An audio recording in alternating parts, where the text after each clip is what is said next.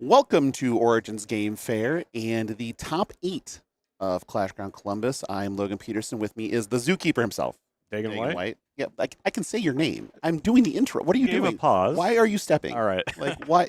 He gets 1 day of casting, and now he thinks that he just has it all. Like, can you imagine the stones on this guy? At any rate, we're here for the top 8 of the Clashground Columbus, and we're going to be looking at a lot of different things in this bracket right now.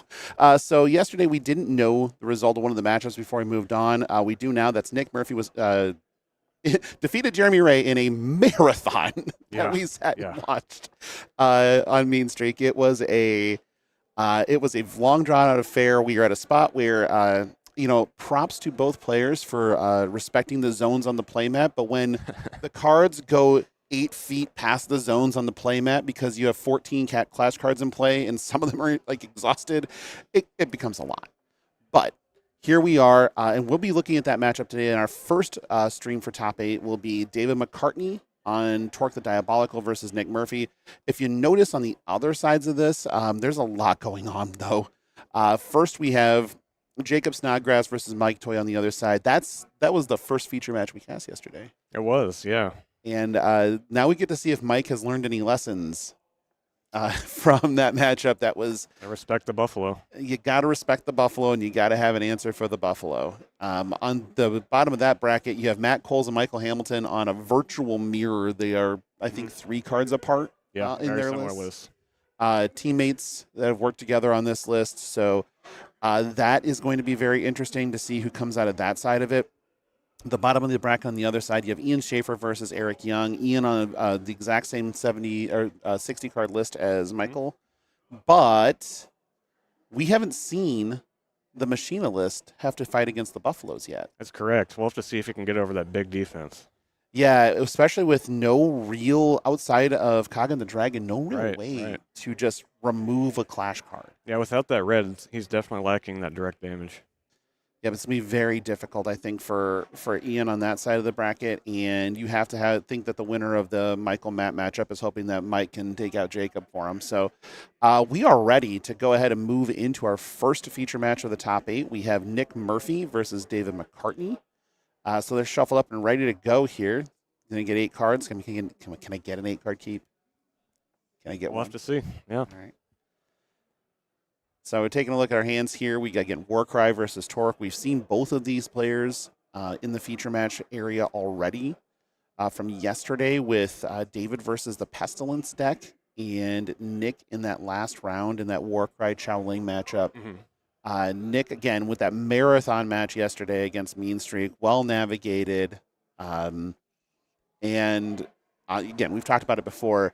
The impact of just Grant Park with Faithful Protector is, it's attack for 3, attack for 7, attack for 3, attack for 7. It's quite good, even if you're not exhausting the Buffalo, and it's just there as a safety valve. So, Warcry really using that defense to push damage as well. Yes, and just in a ton of different ways, and really is leaning into that as a way to just close games. So we'll see what Nick has in store here, obviously with also the Pestilence package. And being able to stay a little low to the ground and help deal with the early drops out of David. This is going to be a very tight matchup. Yeah, I agree, 100%. Yeah, I think that this is definitely a skill check on both sides. So right now we're getting through mulligans here. David's taking a think. A couple Coggins in there, it looks like. Yeah, usually when you see 2 Coggins in the opener, one ends up hitting the resource row at some point in time. I also think I see a Faithful Protector. Yeah. The Buffalo already, too. Already Buffaloed. I see a Triumphant Revitalization, so I already have the Clash buff. That's kind of a we have it all. So we had just had a resource pass out of David. No need to just jam a Torque into a Pestilence. We're not, unless, obviously this is a Lin deck as well. So playing 4-colored Torque, you can do a lot of different things. Yeah. Yep, there's that Coggin in the resource row, just like we said. Yep. It's like you don't need them early. You don't need them early, and you're not really. This isn't a Coggin matchup, so to speak, where you're trying to out Coggin your opponent. Yeah, David's got a lot of little Clash cards. The Coggins won't get as much value here. Yep. So we're just going to go ahead and come in for one, no damage back due to it being, 1 damage back to take it out here. Exhausting the Warcry to make sure that we get that card draw every turn. Drawing an additional 2 cards this turn, effectively. That's huge. We when we were watching that game yesterday against Mean Streak, I made the joke to Ridge, who was standing right behind us, that maybe we need to set a 30-card hand limit. Yeah. Because we were just about there on both sides. We got all 3 colors in play from David's side.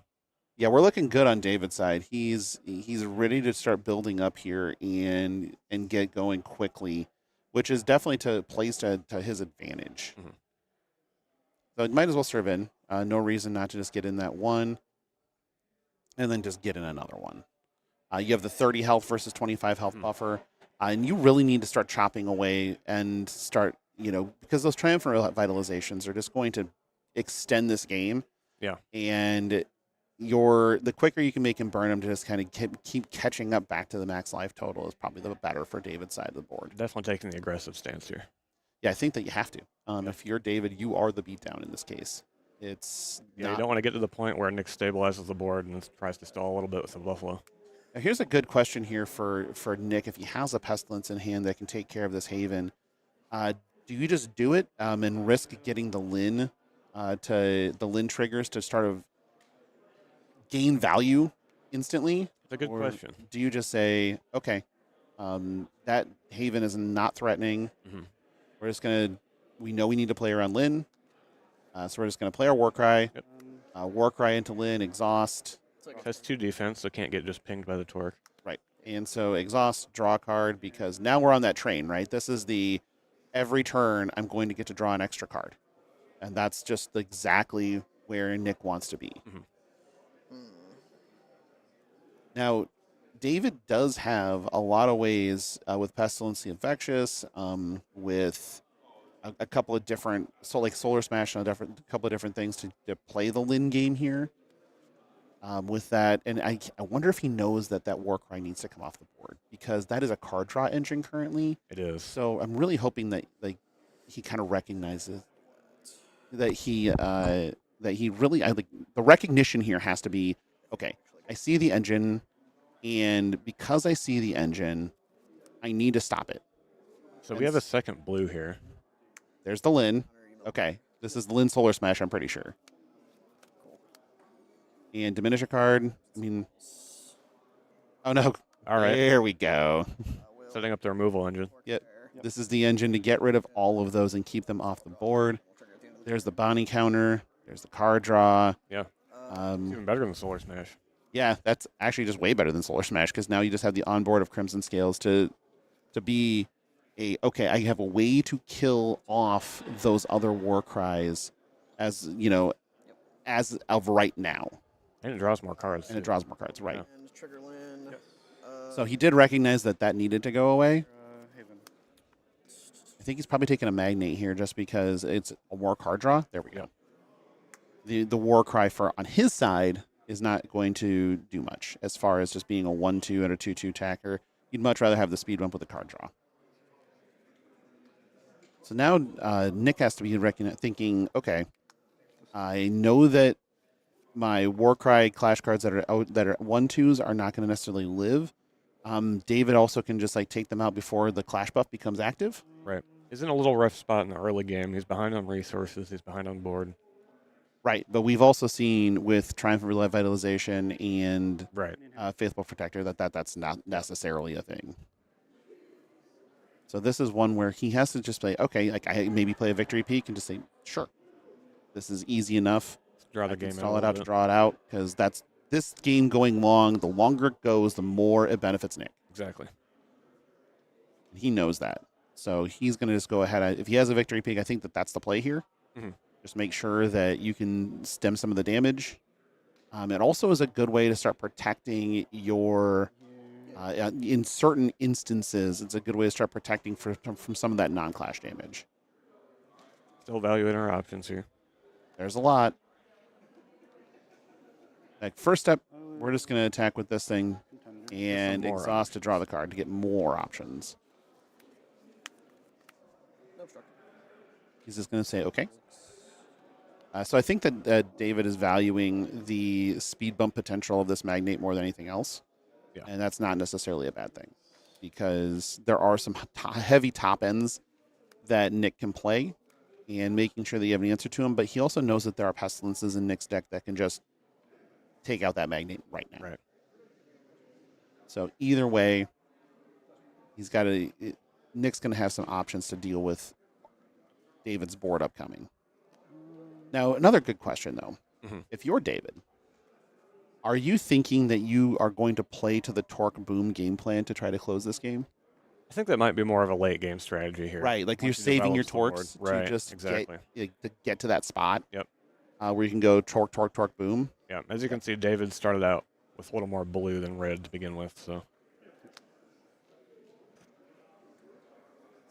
Yep, so Pestilence World Degrader. We can activate portals. We're going to obstruct on this one and draw the card. Damage. Yep, makes some sense. Save your Lin. Yeah. It has some value right now, so you might as well.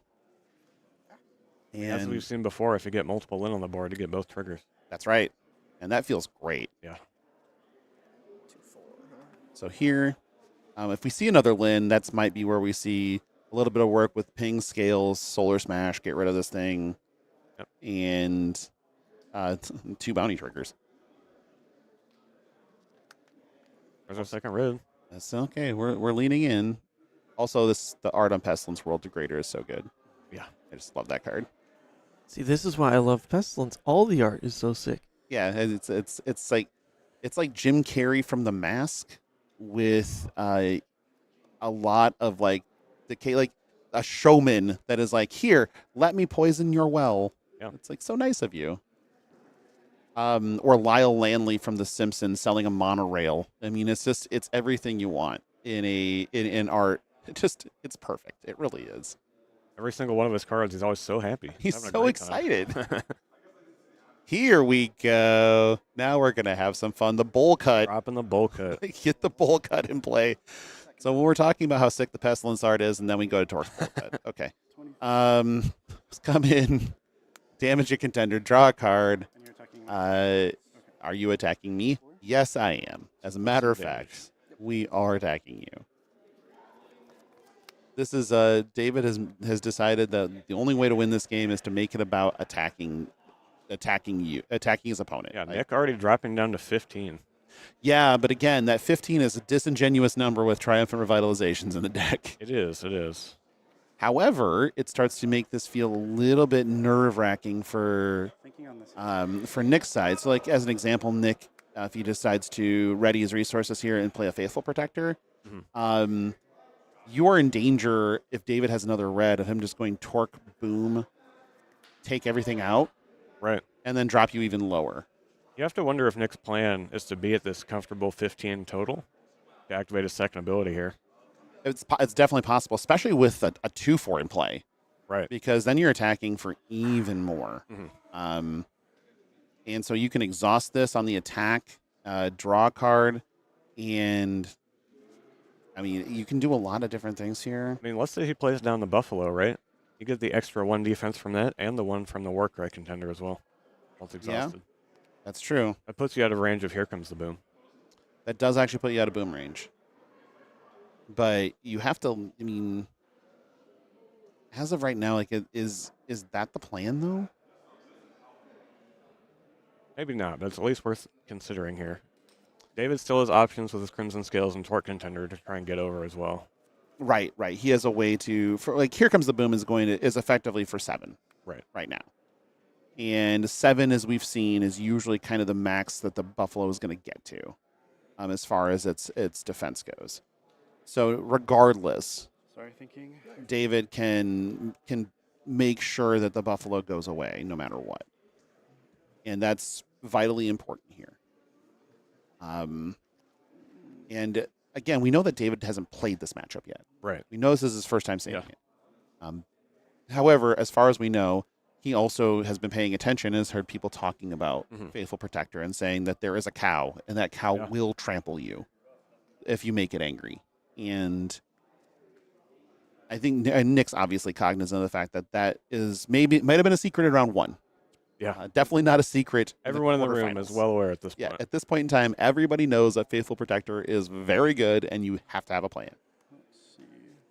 So right now, I think the consideration from Nick is this just an attack and clash buff type of situation to just get back over the health a little bit and maybe play one more clash card to stabilize the board a little bit? Or is this a Buffalo and hope?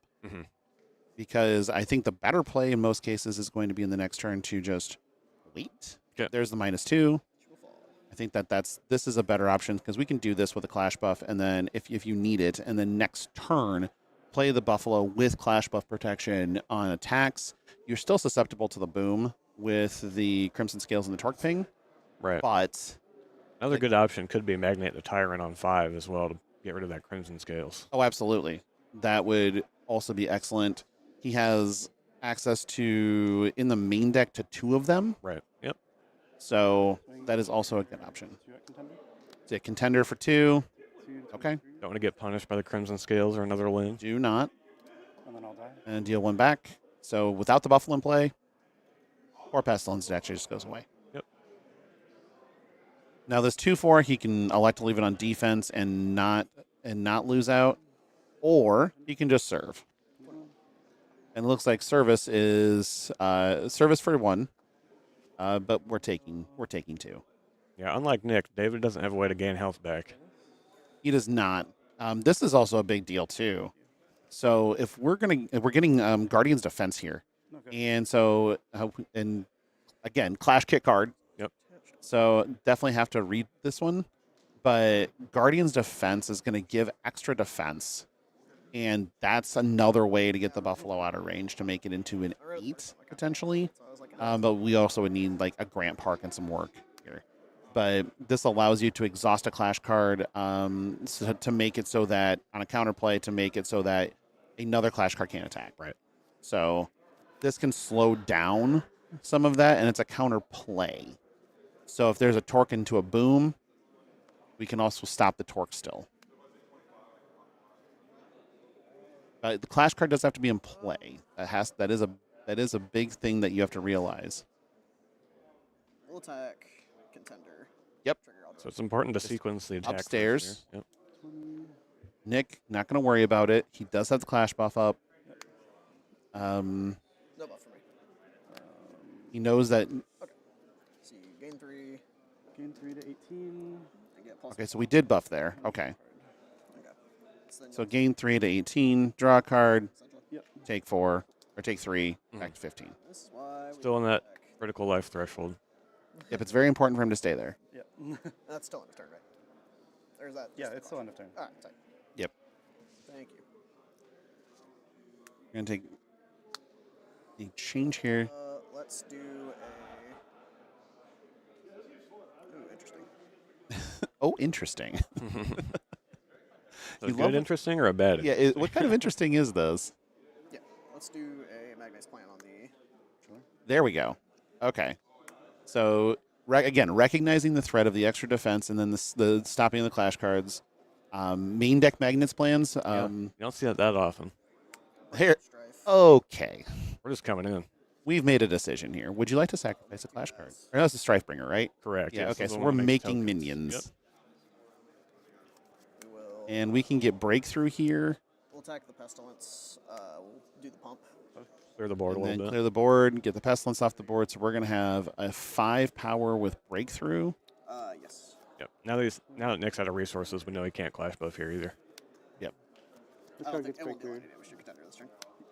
I just had to get it up to Now the Breakthrough is not going to do anything due to the defense from Triumphant Revitalization, so that's the unimportant part. and then I But it's just getting the one of my tokens. getting off the board here. We're going to ping a token, enable me to draw a card.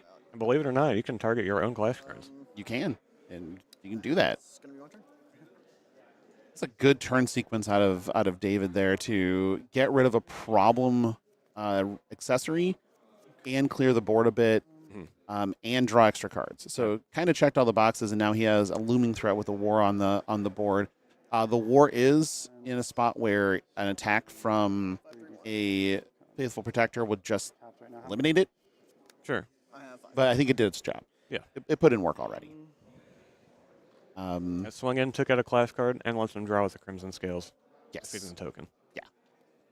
So I think that turn sequence feels really good from David's side. From Nick's side now, he Actually back at square one. Yeah, he is, but he used up one of the revitalizations, and so we don't know if he has another one in hand to try to help protect his Faithful Protector. Being behind on resources really starting to hurt here. Yeah, I think this is definitely a spot where he's going to resource, attack with Warcry and Exhaust to just try to get another card draw. He may actually play Ace Faithful Protector before that, just so that he can have the extra damage from Faithful Protector. But he doesn't need it if he's going to take this war off the board. David with no open resources, so you know that if you come in with an attack, you won't be in fear of a Clash buff. Yep. We've talked about it before numerous times on the cast yesterday, but with the zero cost Clash buffs gone, it makes a lot of these plays much more interesting. So, yep, there's Faithful Protector, leaving up the white for Triumphant Revitalization. Then the attack, the trigger, Exhaust, onto the Warcry. So now the Warcry, Faithful Protector is going to be dealing power equal to its defense. And then also you had getting the War Minion off the board with that attack from Warcry. Yep. So both of these cards are interested in refilling their hands whenever they can. And now he's reading the Buffalo and going, okay. Cool. Thank you. Now we'll have to see if he can come up with a plan to get around it. Odds on a judge call after on the exhaust portion of I this. think there's more likely to be a judge call in the Grant Park. Okay, I wasn't gonna be the one to do the daggering, but I mean, if it's that's fine. Yep, we're attacking for at this point in time 5. Yeah. So that's enough to clear that torque. You have the Buffalo in play, which is definitely enough to clear the war on the exhaust. The Warcry, actually, the contender, gives the extra defense as well still. Yes. So right now you are actually dealing 6. Yeah. Would you think there'd be any consideration to going upstairs at that point? I think you really want to clean up the board here. Yeah. Nick doesn't have a way to clear the board, so you want to make sure you can keep it down low and a manageable board state. Yep, and then just chip in for one with this Haven. And I'll pass here. Complete disregard. It's a 3 defense. Yes. So 3 defense, 6 defense, 5 defense on the other side. Oh, yes, the Warcry contender is only on your opponent's Clash phase. Yes. Right. Yes. So here, okay, we're gonna say we're not worried about the magnet, the tyrants. But we need the red because we need to be able to play Here Comes the Boom with a torque to really just clear the board up, call it good. You still have pings onto Faithful Protector. I think you still just swing with the war first just to see if he exhausts the Faithful Protector, which he almost guaranteed will do. But this is definitely one of those, or if he doesn't have a torque, okay, that's a good question. If you don't have a torque here, and you attack in with war, and then he activates Faithful Protector's exhaust ability. There's the torque. Never mind, we have the torque. Hypotheticals are gone. We have a torque. Do we have a boom? I'm gonna guess he's either drawing for the boom off of the ping, or he already has one.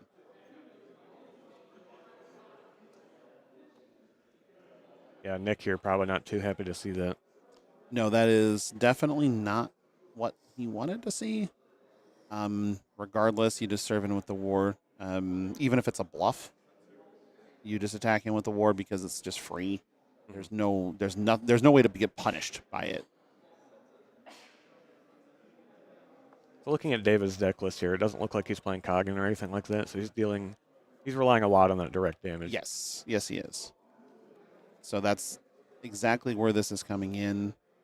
I don't know here. Like if he doesn't have the boom, if he was just trying to dig for it with the torque ping, it's probably just a pass. Another one? Okay. No, that's a flare. So you've got 1, 2, 3. Outcome to deal 2 here. Interesting. Okay, so it has 3 health left. One more. Nice. And that's one way to get rid of it. Ping, ping, ping. Ping, ping, ping. And now you can just attack. Yeah. What a heady play. Okay, so it's after the defeat. Okay. Yep. Either way, it would lose the stab off, so it's defensively 0. Yep. So what a heady play there by David to navigate that board without having to use a boom. Yep, we can save that. Allow him to just be able to attack with this war, clear the board. That was fantastic. Yeah, another great example on how the non-clash damage change still makes red very good. Red is still very good. Yeah. And again, while the Bison is really good, the Bison can be killed. It can. Currently, it is a meal feeding the Heartland. Clear on top. Feed the whole family with that thing. Family of 5. Yeah. Yeah, that's a lot of Bison burgers. A couple steaks, too. And also a coat. A nice winter coat. Yeah, We can just yeah. skin the Bison, have a coat. We can take the horns, make a drinking horn. We got everything going here. Like that, we're going to use that every whole part of the buffalo. buffalo. We're using Exactly. every part of the buffalo. Nick is just, again, he's got to be thinking through his situation again, going, okay, well, I thought I had a chance to stabilize, and I didn't. So next step, what do? A Koggin in the resource row. And there's another one in hand, I believe, so Couldn't play one this turn yet with only 3 green, but yes. And not that you necessarily would, but even then, can't play one this turn anyway. Right. He does need to develop his board a little bit. If nothing else, just to deal with the board that David has put together here. right.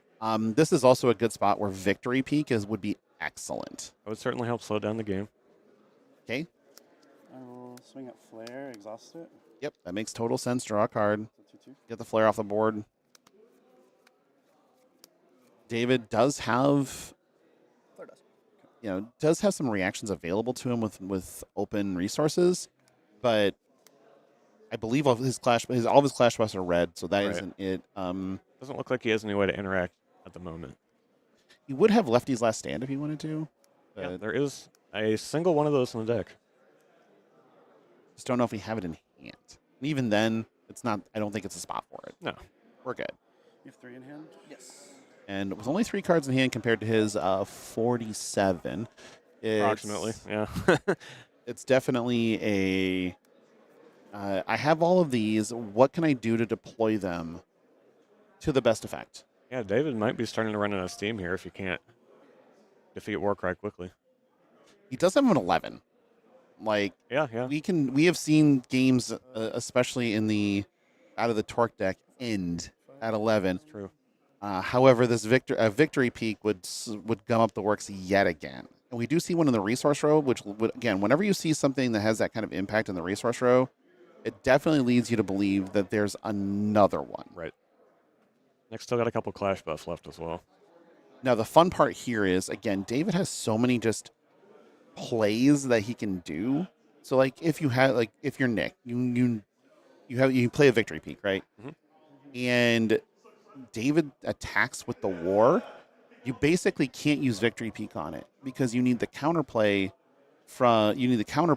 on the next one, I'm pretty sure, to just save something It's possible. from boom. You definitely have to take that gamble sometimes. Okay, so we're going to shrink the Torque. That's a good plan. Okay. Oh, that's a nice 3. Yeah. Yeah, get it out of here. I thought it was the other one. Nope, this is a pretty good one, and that's probably just going to attack into the war. Just get it off the board. You So know, again, David can't use a clash buff here, so nope. Lots of board swings, there is, yeah. Big back and forth. which much better with all the changes and unrivaled, causing a lot more of these board states that actually change continuously. It's a lot more movement. Counterattack. Oh, there's the we lefties. did have the lefties. Yeah, All right. a one of. And no damage happens. And may I please read Lefty's last stand? Thank you. We got my target. We have very very close knowledge I will not do that. of this last stand. The amount of times that I just wanted to throw a deck across the room because you had that card in hand is I thought I was wrong. It's like I think I can win on this turn. No. Oh, the answer is just no. Get hit with a big stop sign. Oh well, hamburgers. Yeah, it's a big stop sign. Plus, turns out +0/+2, or reducing the clash, prevailing on clash, and just a fog. Yeah. It's pretty good. But it's one-sided. It's a one-sided fog. But playing that right there again, we get to potentially knock him down to 8 or less.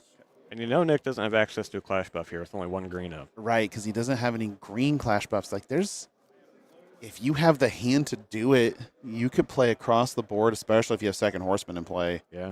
Or in your hand, you can go across the board and just kind of try to finish this off. Let's see what he's got here. I think Nick was really banking on defeating that war. We're going to ping, and we're going to get rid of it. Draw a card. Yep. Okay. Yeah, he was definitely counting on that war going away, and that one of lefties is just plenty. One-sided, huh? Well, that's not good for me. It might not look that good on paper, but in practice, In practice, it's real good. Okay. Okay, so we're going to play a torque. We're going to draw a card. We're going to ping myself, draw a card. That is... Return to the bowl cut. Yep, return to the bowl cut. That's 4 trigger, ticket damage. 7 on board. I'll draw a card. Yep, I have nothing, so I'll take 4.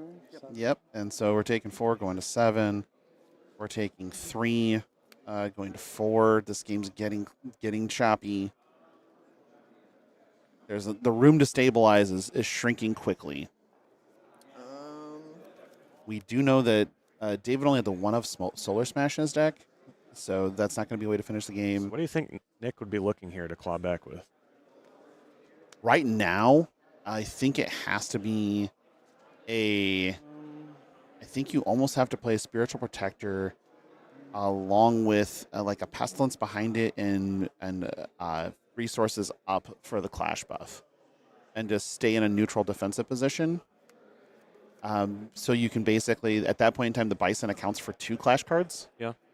And also the option of like playing the 4th green, then you have 7 resources, so maybe play 6 for Kagan and keep the 1 up for a Clash buff. Kagan Clash buff is also good because it allows you to take out the torque, take out the war, clear the board. Get a little life back if you need it. Life back if you need it, but you also have to realize that life back is only going to put you to 7. Right. Still in danger zone for sure. Yeah, that's definitely the danger zone. And David's content to just go, okay. There are sphere of protections. That actually might be something that David needs to be thinking of too, with some of the different Clash cards and things like that. And I don't actually. Do you remember what Sonora Awakened Breaker does? The Awakened Breaker? Yeah. Let's see if we can pull it up here. Because that is one I don't actually recall. So Super Producer Ethan. Yep. This is the one that draws a card on attack. Okay, there's the 4th green. So we have Kagan resources. Thinking about having Kagan resources. But yeah, a Kagan double board clear. He's thinking on the resource. Got to really make sure do this correctly here. Very pivotal turn. Yeah, this is a make or break, really, for Nick. David with 4 cards in hand, draw up to 5. And a 5-card hand out of a red deck. Yeah, is scary. Yeah, it's very scary, even at a life total of 10. Right. He's only seen 1 torque, if I recall. No booms. No booms yet. So it's like, This could get messy. That Crimson Scales, every time we've seen Crimson Scales, it's Yeah. done work. Really been a big overperformer in these red decks. So Nick's thought process here has to be, I'm at 4. Triumphant Revitalization is my best card to stay in this game. Yeah. So you almost have to, and there's the That's Awaken Sonora. Breaker, okay. And in the resource zone, so that's your 4th green. Victory Deciding Peak, it's not where he wants to be right now. maybe it's just Victory Peak Buffalo if you have it to be stable. I think that's what I would want. Is basically the ability to prevent 2 clash cards plus 3 damage. There's so many cards in hand. There's a lot of decisions to be made It here. really is. But the problem with the play of playing Bison and Victory Peak, if you can, is Victory Peak one way? I believe so. It is, yeah, 1 pip. So you can play both, but then you don't have the clash buff. Right. So while you're going to get the board gone and have 3 damage reduction, that might not be good enough. This is a very stressful position for Nick right now. Where do we go from here? He really can't attack with Warcry unless he clash buffs it. So there's that problem too. You could try to do that offensively to try to draw another card. Even if he finds a way to clear the board, you still have to figure out a way to not die on the crackback as well. Yeah, that's a big problem right now. So Haven's going to dig. Now your Kagan leaves you face up though. Right. And so Torque Boom is just an auto lose. And Dave is just like, okay, keep going. What do you got? I'm at 17. My life total is irrelevant to me. So if you play a Kagan, you clear my 2 clash cards. I still feel fine. Plays a Buffalo here. Like, he won't have enough for the clash buff. Only 2 white. Correct. There's only 2 white available. Can I read this? Yeah, absolutely. Yeah, go ahead and read. This one is inoffensive. Get to use the bottom ability. Yeah. It just attacks. Doesn't do much Other else. than the lethal damage, you know. Well, I mean, tomato. Like, what's lethal damage outside of lethal? I mean, yeah. It's just, it just means you pick up your cards and you shuffle your deck. Get another game. Get Everything's another fine. game in. Yeah, it's fine. We're here to play games. Just, Indeed. move along. But right now, David has navigated this. David has navigated what would look like a trap of a deck for what he's trying to do so well that it's kind of just makes you wonder, oh, okay, you told us earlier that I didn't have a plan for the Buffalo. I didn't know that was a card. Yeah, really showing off the complete toolbox. And it's like, okay, there's the exhaust. There's the draw. This is not a clash buff. 16 to 3. Trying to dig for more options. Interesting. He's got to be just digging for options at this point. Be getting a little desperate. Yeah, I think getting very desperate here. Trying to find an out. It's a 2 white. Might be a Buffalo. It is. Yeah. That tells me that he just didn't have another clash buff in hand. And he might have been digging for one. That's not great.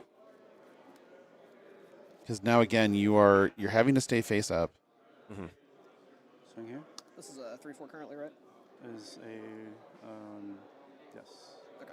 Yes, it is currently a 3/4. You're your second here. Yes. All right. Do you buff? No. All right. I will. Oh, there it is. Targeting this guy. I'll deal. First clash buff from David here. Ouch. Oh. That's brutal. Because the Warcry Faithful Protector is not engaged, it's going to die to the 4 damage. Yes, it is. Ow. He's going to scoop it up. Yeah, That'll be just it. pick it up. That was enough. That was a masterclass. Yeah. Right there. That was super well played. Going up 1-0. Now we're looking at the board, and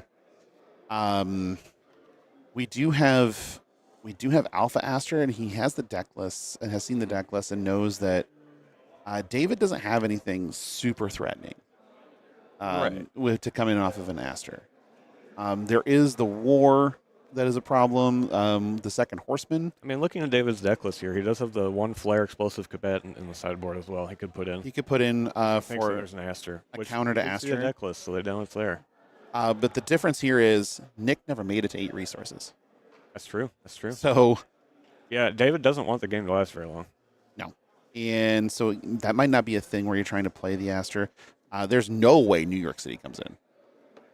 100% 0. Yeah. Yeah, you definitely want to be playing the defensive here. So probably the 2 sphere protections. Ancient Protection might come in here just to be able to blow up those Crimson Scales. Yeah, that card, as we saw, was incredibly important to this matchup. Yeah, so those are probably going to come in along with the sphere protections. What about Age of the Alphas? Age of the Alphas. That was the one that did -2 to all non-alphas, correct? I believe so. But that does potentially take out like the war minions. And Yeah, but a lot of David's big cards were alphas, so I don't think that'll be that big true. a deal here. You have to wonder if Nick might be trying to speed up the game a little bit since he knows it's going to be rough if he takes it long. I don't know if he could ever win that race. Yeah. Like, quite honestly. Unless it's a New York City Alpha Strike turn. Mm-hmm. Like, that's about it.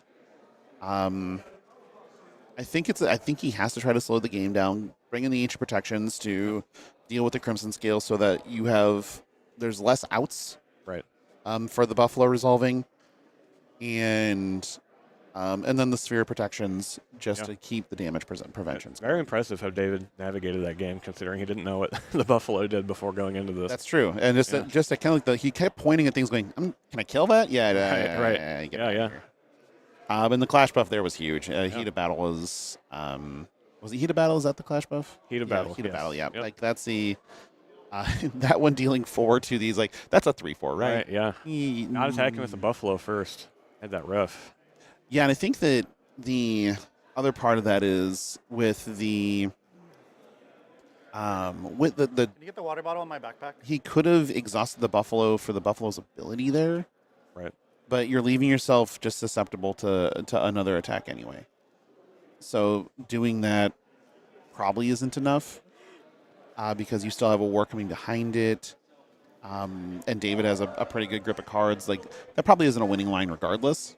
Yeah. But leaving the Buffalo up is probably his best bet because blocking with it makes it, turns it into a 5. Mm-hmm. And then you can then exhaust it to take out another Clash card on attack.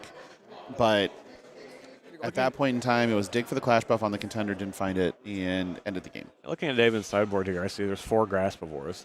So he really does have a solution for every big bomb that Nick could be dropping here with the Coggins. Yes. He is definitely in the I'm not going to lose to Coggin plan here. Yeah, 4 of them. Yeah, it's 4 Full of them. Stack. The 2, I don't think he goes up in Magnate's plans. I think it's just 2 is good. I think that was kind of an underperformer in that matchup. It did one good thing. It was a resource. No, it blew up the Guardian's defense. Likewise. No, Magnate's trap. Oh, trap did that? Okay. Yeah. So Magnate's trap was a resource. That was the trap. Yeah. Magnate's plan. Yep, that was the one that killed the accessory. Magnate's plan, I think he considers bringing in another one here. Yeah, it's possible. I don't think Nick was playing too many accessories. No, but the ones that are going to be overperformers. They are impactful. Yeah, for sure. And that's, Yesterday, actually. Yeah. again, just turn around, read it. That makes your stuff bigger. Yeah, no, and then keeps my stuff from attacking. Yeah. No. Like, literally, as soon as my round one opponent put one on the table, I'm like, right, that's in this game. All right, so drawing it up here, I see some good stuff sitting in David's hand. I don't think that's an 8 keep, but it's pretty good. Nick's going to take a look here. Is it a full ship? Is it a full send? No, looks like we're going to make some decisions here. Or just full send it. What's the worst thing can happen? Oh, we're just going in. Did we miss just... mulligans? Oh, they already mulliganed. Okay. That does make sense. sense. Do we get 2 8 keeps? No, they already mulliganed. Okay. Yeah. So a resource, a cunning planner, just to try to get some extra card draw. It doesn't die if it gets its defense buffed, so it feels good there. Is there a world if you're Nick that you put David on the play? Oh, you definitely don't. You don't want him to ramp extra resources. As we saw the last game, the impact of getting ahead on those was huge. I think it's work. Okay. I'll take a damage and draw a card. This is David telling Nick, hi, I have a Lin in hand. Yeah. In case you're wondering. Resourcing that Heat of Battle, too. There's only 2 in the list. Yeah, there's only 2 in the list, which, again, anytime that you see an impact card sitting in the resource row, usually just signals to your opponent that I have another one. Especially with the synergy of Torque the Uncontrollable with it, it's huge. It's huge. It's so good. But right also now, possibly didn't have that many red resources in the there is multicolor deck. that. Yeah. We are playing a deck that is 3 colors. Yeah. And so you may be thin, and needing to get the Torque on board to draw a card is way more important. So another thought process here, he's like, okay, well, I had a card. It's gone. I drew a card off of it. That's nice. But what now? Obviously, I think if he has a Pestilence here, that he can just actually get rid of the Torque immediately. That's what he does. But that also gives the Lin target. It does. It does. I mean, he would just swing it in like we've seen. Oh, no. That's unfortunate. That's a triumphant revitalization in the resource row. Yeah. So 2 Clash buffs to hit the resource row. I would say that one is way more important to Nick than the heat of battle is to Oh, yeah. Agreed. 100%. So David has to be looking at that and going, No. neat. Pasty. Setting up a little bit. Yep, just setting up. Now we get to see, did David just bring in an extra Magnates plan? Yeah. He also has to be kind of thinking it through of, okay, well, you have an accessory and no Clash card. All right. Source screen. Or you can just see him like, okay, like, There it is. stay ahead. Just Magnates plan it. Get it out of here. And don't attack with a Torque. I like bopping contenders. Yeah. But we'll contender bash. That's fine. I start with higher life. Let's get it in. And I see a triumphant revitalization in your resource row. Right. So let's start putting things to the question just a little bit. Chilling on the Torque. There's no reason to come in with that Torque. Yeah. Even if that Torque is just there to soak up a Pestilence trigger, that's absolutely reasonable. David, no blue yet. Right. Yeah, And no turn 2 Haven. so no turn 2 Haven. A turn 3 Haven is still pretty good, but I think if he's pinched on blue, that might be the issue. I think I do see a Haven in his hand. So it could be that he's just pinched on blue. Yeah.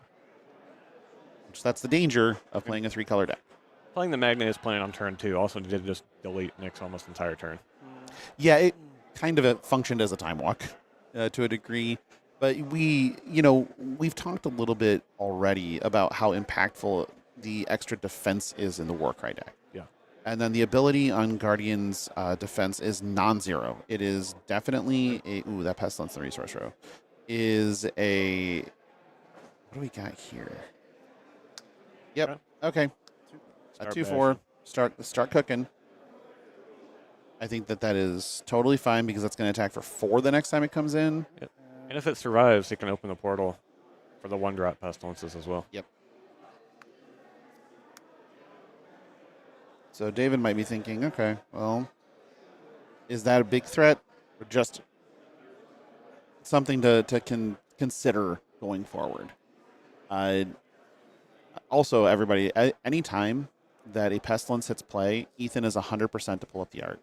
It is just death taxes. Pestilence art is going to be on your screen. Understandable. Yeah, I'm not mad about it. It's more of a just making sure that the audience understands that is The blue. Had to resource the Haven. That while not our choice, still pretty good. Put a bounty counter on this guy. And you I think it's okay with this. Yeah, totally fine. Okay, a good one to get off the top. Hello. Well, Pestilence to -2M. Portal is closed. Portal's closed. Discard this. Crimson Scales. Oh, Ew, this card in the Crimson Scales. Yes. not ideal. Play a flare. We use Torque ability to ping. Will be enough. And then ping and ping. I'll get Nin about. Again, just board clearing. Yeah, Just board clearing. Playing some Nin the Pain Artist. Lynn can get in. Attack contender for 2. Take 2. 21. And then what is the Lin trigger going to be on this one? We're just going to start with a Oh, Torque now. okay. He's coming in with it. There's no reason. I mean, like, again, you can leave the Pestilence back as a blocker. The end, and Yeah. I can see what you got, because I got nothing. I assume you Yeah, want my. I have nothing. Yeah. Cunning Planner seems pretty good. You guys just the Warcry guy, right? Yeah. Yeah, we'll take that. Yeah, we'll just take the draws Oh, cards. yeah. And pass. Feels much better. All right, that's on end. And David doesn't have the biggest draw engine, so anything that draws cards he's happy about. Absolutely. Could have like attacked my Pestilence and then had to discard another card. True. That'd have been pretty good. I'm really curious. So again, like we said, again, board swings have been so important this entire event. And what does Nick have to just say, okay, my turn, swing back? Does it just say stay, face up, Yes. play a buffalo, pass? Is it because like even if you do that, right? Like let's say you do that. Yeah. And David just goes, okay, resource, attack, ping, boom. Like that's very bad for you. There's a lot to consider here with so many clash cards on the board.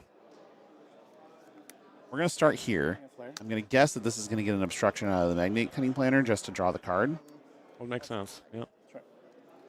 You'll take one and I'll draw it. Let's You see take here. one, I'll draw a card. 19. Perfectly happy with that trade. Yeah, you take one, I'll draw a card.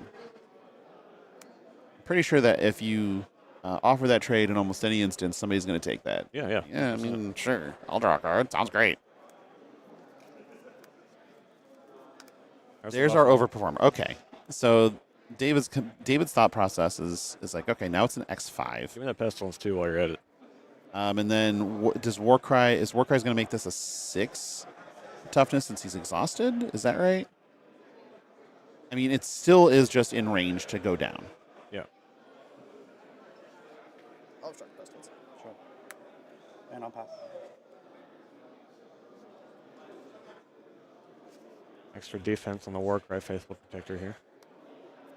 Extra defense from its own Himself. ability. Yep.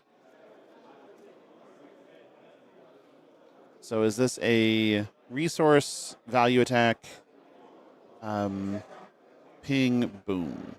Is that this turn? Is it? Do we trade 1-for-1 with our? Here comes effectively a 1-for-1 with the Here Comes the Boom and this spiritual protector or faithful protector, or no? We'll see if David regrets not committing a Crimson Scales to the board here. I think there's some great regret now for not committing Crimson Scales to the board. Oh, there's the flare. Yeesh. Okay, so we're pinched on red resources. Yeah. I mean, looking at the list here, there was just the one on the sideboard. That was Just it. the one on the board. Draw a card. He's pinging himself to draw a card with the flare, which means he probably doesn't have the boom. He's looking for Digging. an answer. It's only the attacking thing? If you do prevent all clash damage target attacking. Okay. So it's a trigger attack. The attacker, yes. Have to be very cautious on what you attack it with. Yeah, you really just can't attack it in most cases. It's We'll just get it out of here. yep, Yeah. there. Let's just clear the board up here. Not even doing the. Yeah, I'm just gonna attack with this Lin. Not even faking it. Just okay. This is up to 6. So put him up to 7 and attack contender for 7. And then we're just gonna get in there Yeah, for 7. yeah. Like, Nick has to just kind of be in a spot of all right. 12 is still not. 12 is not dead. Below that 15 threshold again. I can now kill the Torque. We're below 15. That kind of trade, especially with as many cards in hand as Nick has, I think is definitely, you're happy. You're totally fine with that kind of trade. Because, yeah, you took a bunch of damage. That much is true. But now you have a turn where David doesn't have a response. You can get stable. Another You one? can take out the Torque. Yeah, play a Faithful Protector. there it is. Attack down the Torque. Yeah, he does. Can't protect it. Right. So David with only 4 cards in hand, and Nick having a pile. Nick he has to with- feel like he's in an okay spot here. Yeah, I would actually say that, regardless of the life totals right here, the driver's seat definitely feels like it Oh, yeah. is I Nick. honestly don't Yeah. miss them. Yeah. I miss them as, like, the attacker. But Faithful Protector becomes another Faithful Protector. They're just, like, so insane. Now a war second horseman here would be a good Oh, time. absolutely. Although it looks like he's low on red, though, so that might be a strong Yeah, one to play that is here. probably the issue.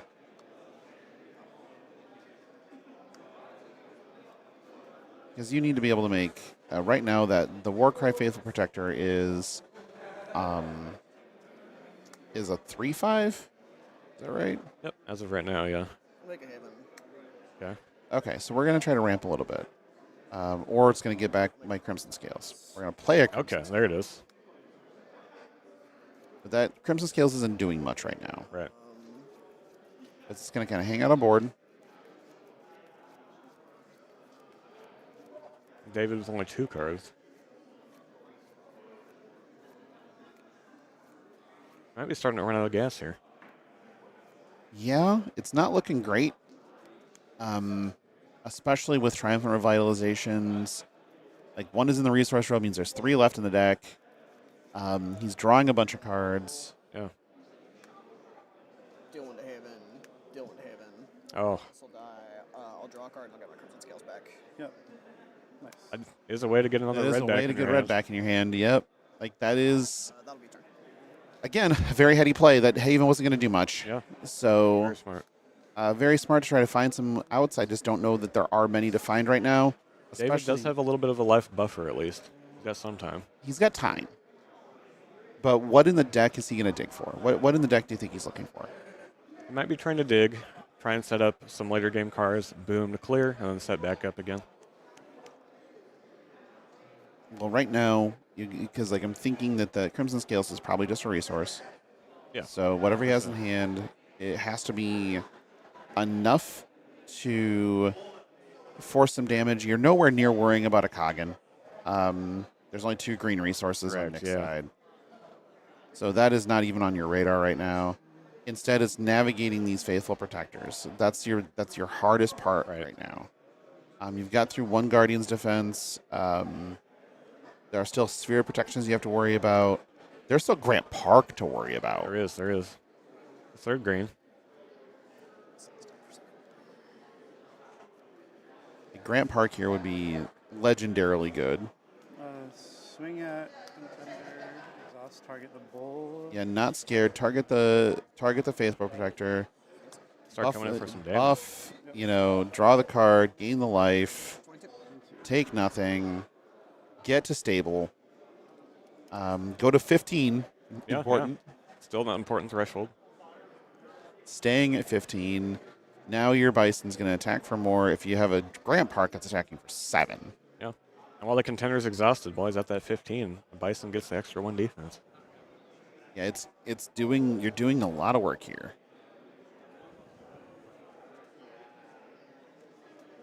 Nope, we're just going to say Start bashing. 5 is fine. 5 or 6? 6. 6. Oof. 6 is fine. It's a lot of damage. There's no clean answers in David's deck. Oh, man. Oh, no. With how many cards in hand? Yes. 5. Okay. And I'll pass. On the bright side, it doesn't ready. Where's that? And it looks like there's a Triumphant Revitalization that he's leaving up to. Probably going to see the resource, the Crimson Scales. Yep. Yep, that makes sense.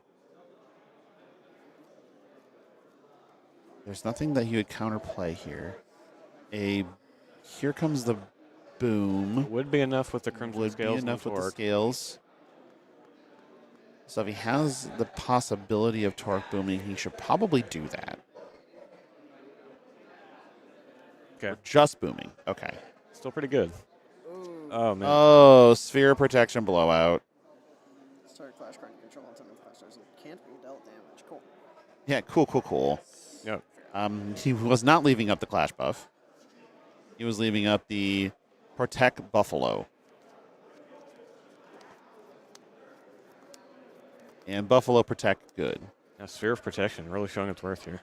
Yeah, it's, again, just on a trend. Can't be dealt damage. Yeah. Roll in.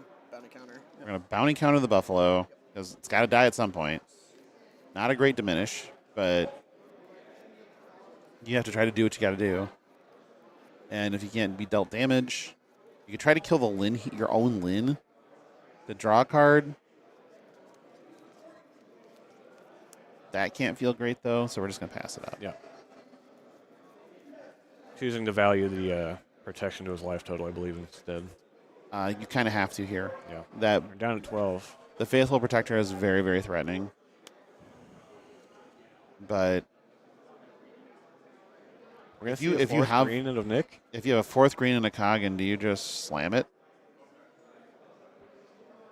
and present 8? Would you do that?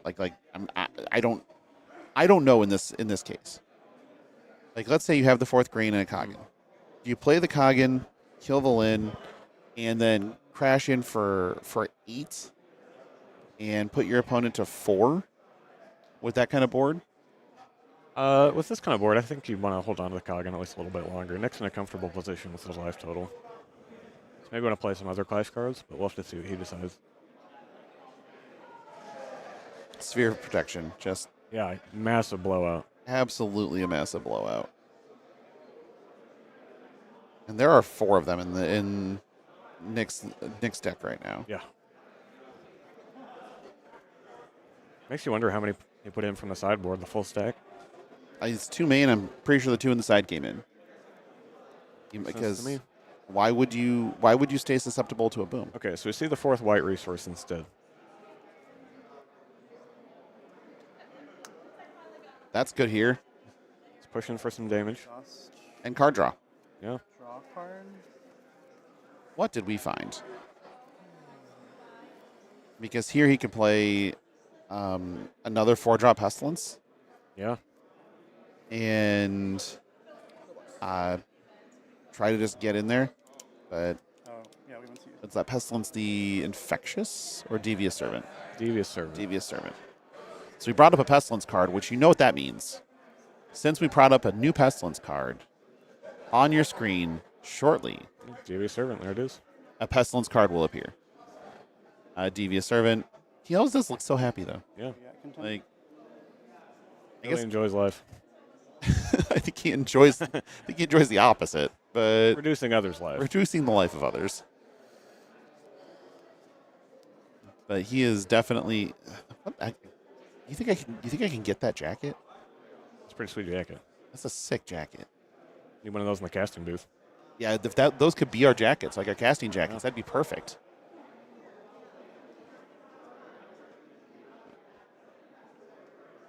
Yeah, I think that's a. We'll have to make sure the producers get one too, Yeah. because there's no way that Next thing we bug Ridge for. yeah, Ethan would strike if we didn't get him that jacket. If it was a possibility. Still thinking about our options here. Yeah, we're in the tank a little bit, which is, makes sense to be in the tank. Yeah. 6 cards in hand. We're attacking for 3. Yep, sure. I'll take 3. Go to 7. Yep, no buffs. Just take 3, go to 7. Torque's second ability is turned on. I don't know how relevant that is right now. Single digits. Oh. Womp womp. Oh, is that the? Blow up the Crimson Scales. Tyrant. Magnate the Tyrant. Yeah, you don't need that. Alt Art Draft Box. Gear of the Dragon Draft Box. Magnate the Tyrant, by the way. Will. It's 6, right? It's +1 from his build. Yeah. We're just attacking for 5. Nick really just dismantling his entire board. Oh, I actually totally messed that up. No, it doesn't give him, it gives other ones. So I should have played this first. Oh, well. Yep. A little bit of a sequencing error, but that's okay. That's okay. Actually, It would have been lethal, potentially, but he is crashing for 5 still. Flight, then I'll by the way. pass Yeah. it here. David down to 2. You ever wonder why the art on Magnate the Tyrant, even though he has flight, doesn't show him flying? I think it's implied. Is it implied? It's the implications. It's the implication. Okay. Pause. Pump the brakes on the implications. I don't know that David has an out here. I think that David is just, There's you a have to play a nuke. boom. Do you have it? 3 out of 4 booms. That's Sphere protection, maybe? life. Yeah. Do you have it? No. You don't. Okay. Okay. That is a clean answer. Nick still does have a lot of cards in hand. We're just gonna play a flare Well, maybe. in defense mode. Yeah. Baby flare in defense mode is not what you want to see. One blew up. Skip resource. Nick firmly in the driver's seat. Yeah, I mean, this is his car. Gonna Buffalo driving. He said no resource. He's just okay. Under exhaust draw card. That's for one. Yeah. That's for one. It's a little poke. Is one different than two? Is if he gets both. No bucks. There Yeah. it is. Okay, there it is. Yeah. You got it. I'm sure you had Yeah. a creature. It's On to like game 3. on to game 3 here. That was a. Well played. That one was a tale of two matches. Yeah, yeah. I think the And- biggest difference here is David didn't get a ramp ahead on resources. Right. He was kind of playing a little bit from behind. He had to resource some of his better cards. And the sphere protection blowout was huge. That was huge. That was I feel monstrous. like only to play the And can defend it in some way. yeah, I feel like if David's looking at this, he's going, okay, is there something I brought in that slowed me down too much? Didn't look good. And on the play, am I just going to get lean, go harder? Yeah. Maybe that flare I think you have to leave the flare explosive combatant in. Yeah. But at the same time, maybe you're just like, okay, no grasp of wars, right? Like, let's just Right. Yeah, clearly Kagan wasn't the big game changer here. no. And Kagan, You wanna go the third? best thing that Kagan did was hang out in the resource row. Yeah, yeah. Served a purpose. Not all that. Kagan doing something. He became Kagan Kagan doing doing something. something. If someone did that and they still won, like they Oh, should that'd just be win crazy. the match. Yeah, you just won the whole Yeah. tournament. Yeah, that's over. Talking about play draw on this, like, you the sure you want to play first? Yes, I do. Against Mean Streak yesterday, he ramped 3 times in a game. I was on 4 mana and he was on 7.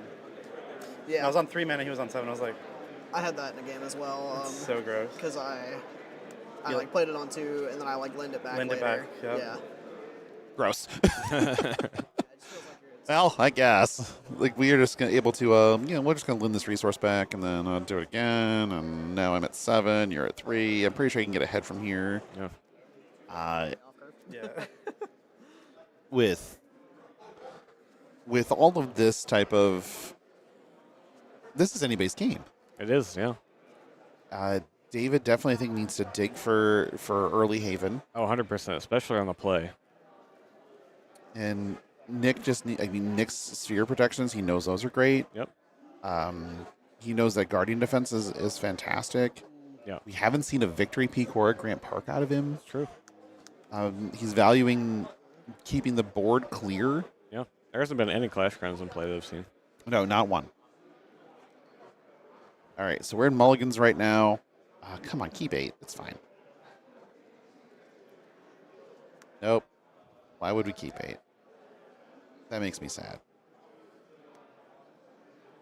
I mean, I know I'm very greedy. We've seen 2 8 keeps in this tournament, Oh, yeah. but only 1 8 ship. Yeah. 1 full send.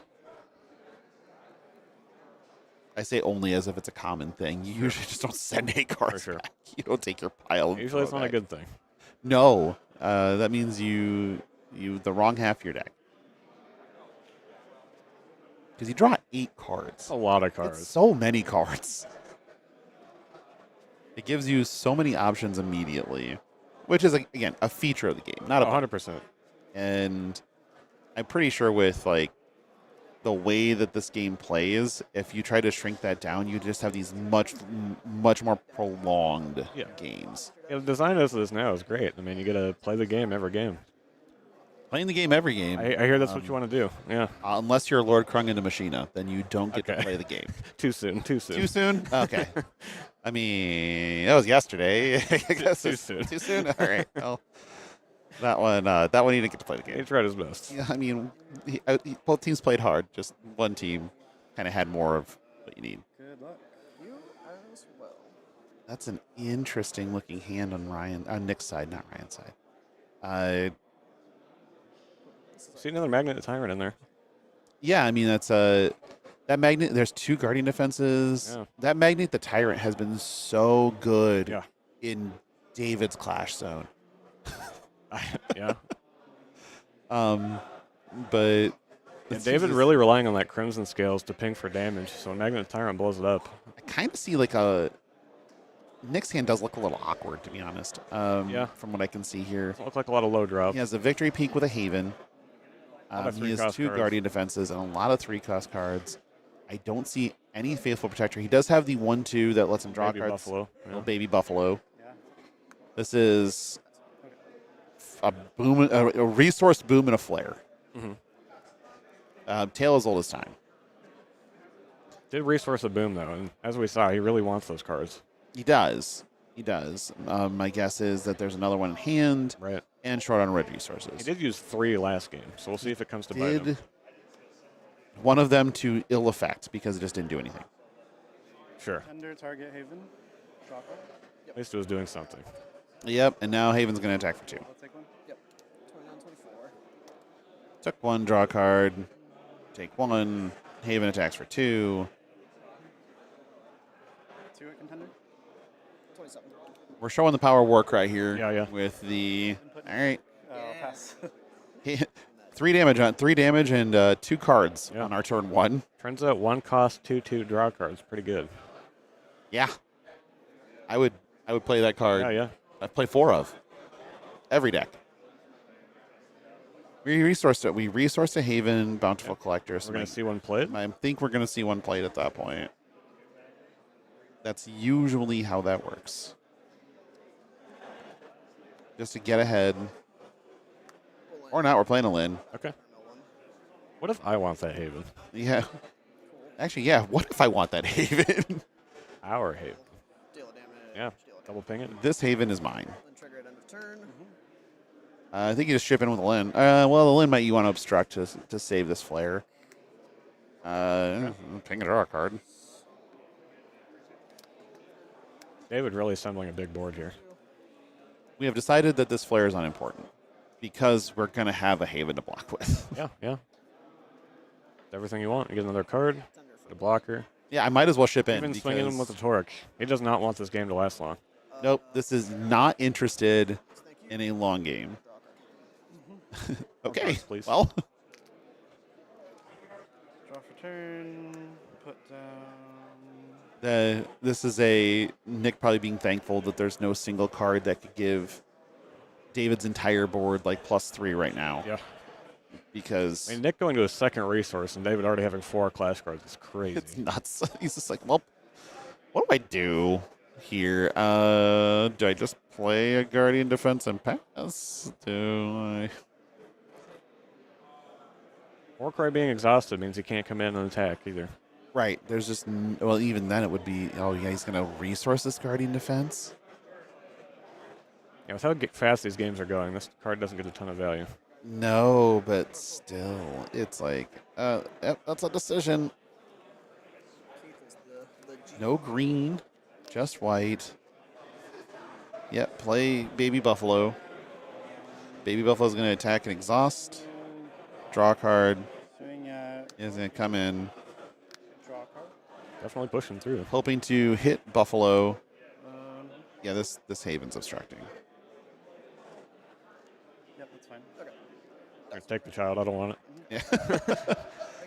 And then I'll pass to you. And just having to pass the turn. Yeah, we're gonna let you have this board. If there's another Lin that pings this, another Lin, and then you just ping this and kill it, and then Be just brutal. get the Haven back again, we would just be in brutality range. How many times must this child die? Well, several. But it keeps coming back. It's fine. Yeah, yeah. All 3 colors. He's like, okay, I see two of your Guardians in the resource pile. Okay. We're just gonna Crimson Scale and kill it instead. There's the engine. So we'll do Got 3 sources of ping between the Crimson Scales, the Flare, and the Contender. Shoot it. Shoot it. 1 Draw a card. Yeah. king on mode. One to your Contender. Might deal 2 Draw a card. David really demanding complete board control here. Yeah, he's asserting dominance with the board state here. What do you want to do now? Go on. I'll wait. Yeah, Nick not likely to clear that Crimson Scales anytime soon. It's only the 2 white resources. 2 white resources. Nope. I think that's 2 damage coming in from Lin at the very least. And probably just the 2 damage. Okay. So you'll gain 3. Yep, go to 24. We'll get rid of then that take Lin here. 1, go to 20. Yeah, and it will get rid of the Lin. Yeah, she'll die. Pretty important.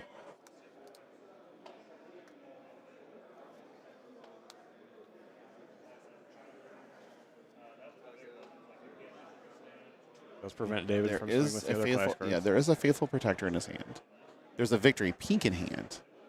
So this might be our first victory peak of the Very event. possible. I'll just pass it. Yeah, there's no reason. Right. I mean, he's got the extra defense. Nope.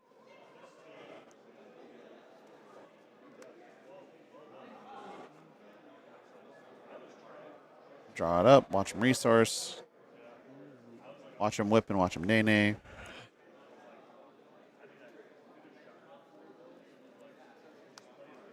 Got the first green. There's a green. That's the Sonoro. It's the only one on the list. So that has become Sonoro doing something at this point.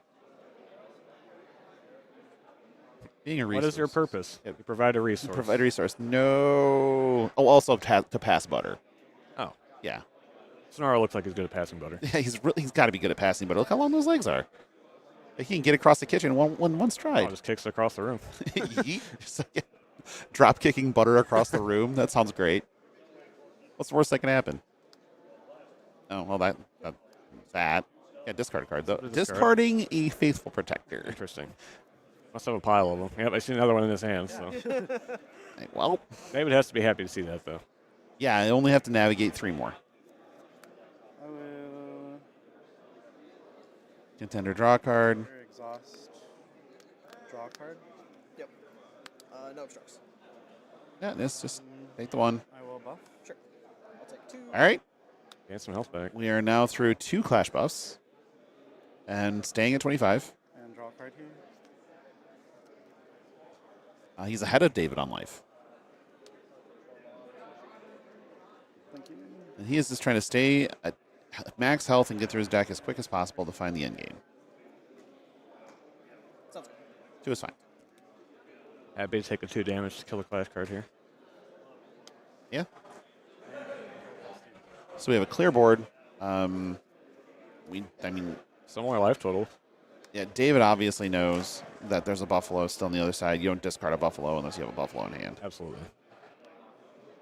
He's got a pretty good idea what the next turn looks like. However, he has more than enough ways to take care of it with 3 damage sitting on board right now to handle in the buffalo. If the buffalo's at 4, even then you still have a buffalo at 5. You still have Solar Smash plus 3 pings. A lot of pings. No matter what, you can handle this.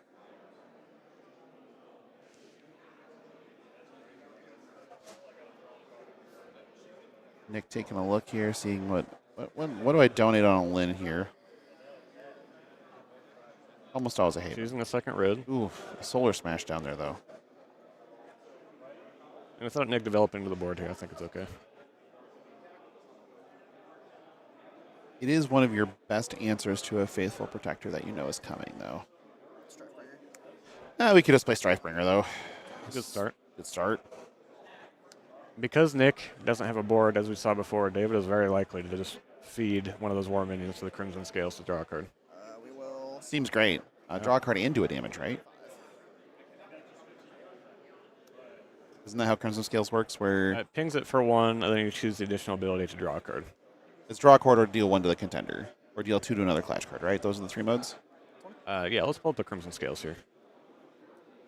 Because I think it's an extra damage, a card, or 2 damage to a Clash card. I think those are the modes. Regardless, this war's coming in for 5. Yep. Yep, those are the modes. Yep. Okay. Like I said, regardless, war for 5. Yep, feed a minion. Feed a minion to the scales, draw a card. And we got a good engine online. Pass it up. So knocked him back down to 20 from max. Reasonable. This is where Faithful Protector probably comes in. Mainly because it's just a clean answer to war. It is. David does have the flair to chump if need be. I mean, a clean answer in that attacking with war and exhausting the faithful Oh, protector will just absolutely. eliminate the war. You've got, what, 1,000? I see a tyrant in the resource zone here. That's not ideal. With Crimson Scales already online, and it looks like he has the access to 2 of them. Yeah. So it's He not needs the end of the world. Three green pips to play the tyrant, though. So he might just be short He on might green. be short on green. I feel like right now I see a Pestilence, which will also be very good.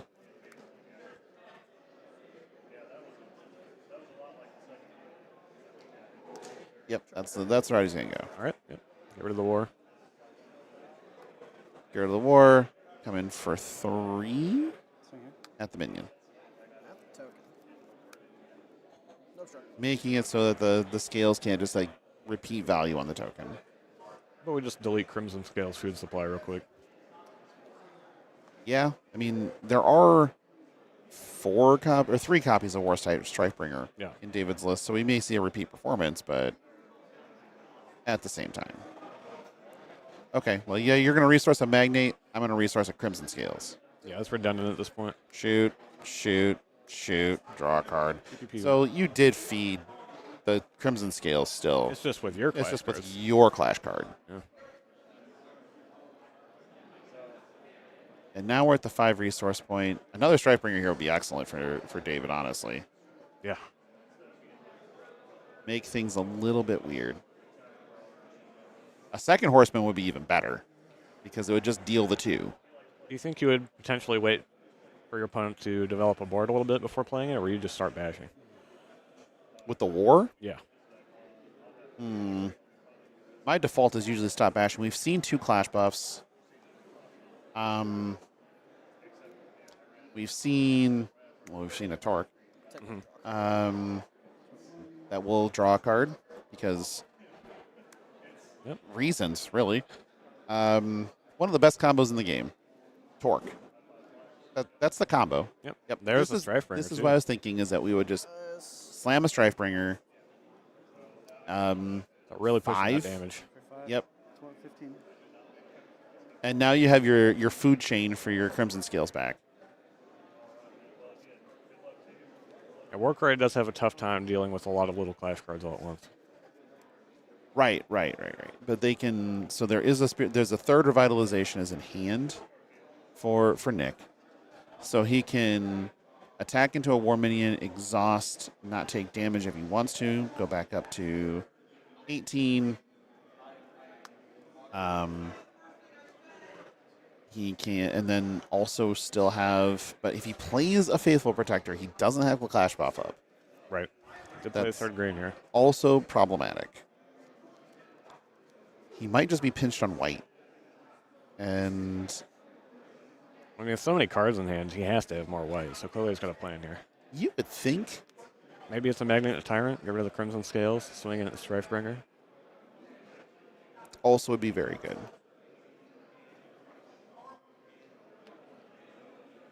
That is the 3rd green pip to turn Magnate the Tyrant online. He's giving it a nice long think here. Might be thinking about drawing first, yeah. Yeah, that's usually the Some more best thing options. to do.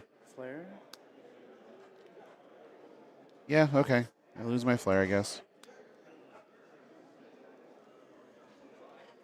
Because you know if David obstructs with that Torque, it's going to die. Yeah, he has to see the Clash buff coming at that point. It's like, okay. Even just with Nick's resources open, you just play something else and swing into it. Right. Yep. You can. If you value, depends. I mean, like if you're Nick, if you're David, are you valuing this Torque Right. more than a flare? I would say assume just yes. Could be. Could be. Yep. Choosing to let it die. 14. Okay.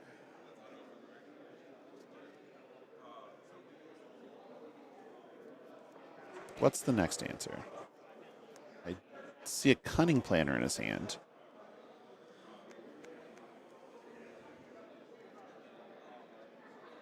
So many options, so little time. Actually, there's a lot of time. Yes. And so with the 15 ability, whenever Warcry is exhausted, so now, Clash cards you control get +0/+1. There's Magnate the Tyrant Yep. during each opponent's clash phase. So And this would be a trade with War. Could just choose to opt to go face as well, but Yeah, going upstairs here seems fine. Nick is low at 14 with no option of a clash buff though as well. So Yep. choosing the trade. Yep, offering a trade. Trade accepted. +2. This could be like one of those weird boom terms of just like 1, 1, Yep. and boom, and 7. It's important that the Warcry contender has the distinction on the opponent's turn, because otherwise that Magnet would live here. Magnate would still be alive.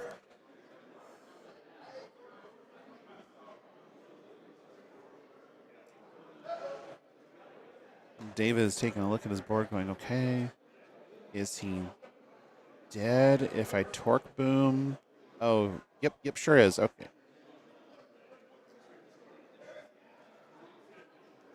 A torque boom here does end the game.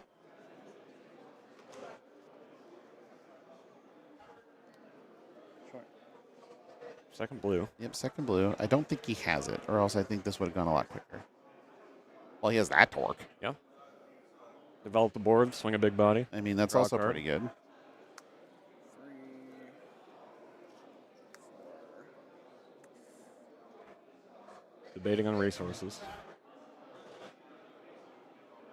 Which one do you need to leave open? And at least represent the heat of battle. Yep, you have to at least leave it up. Good draw. So trigger draw.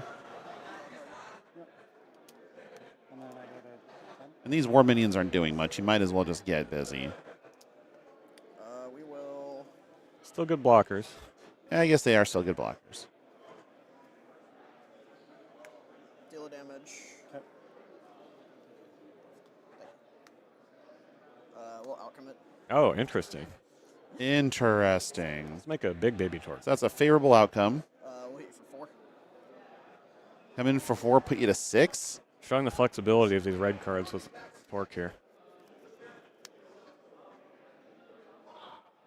If that clash card is defeated, so it wasn't defeated.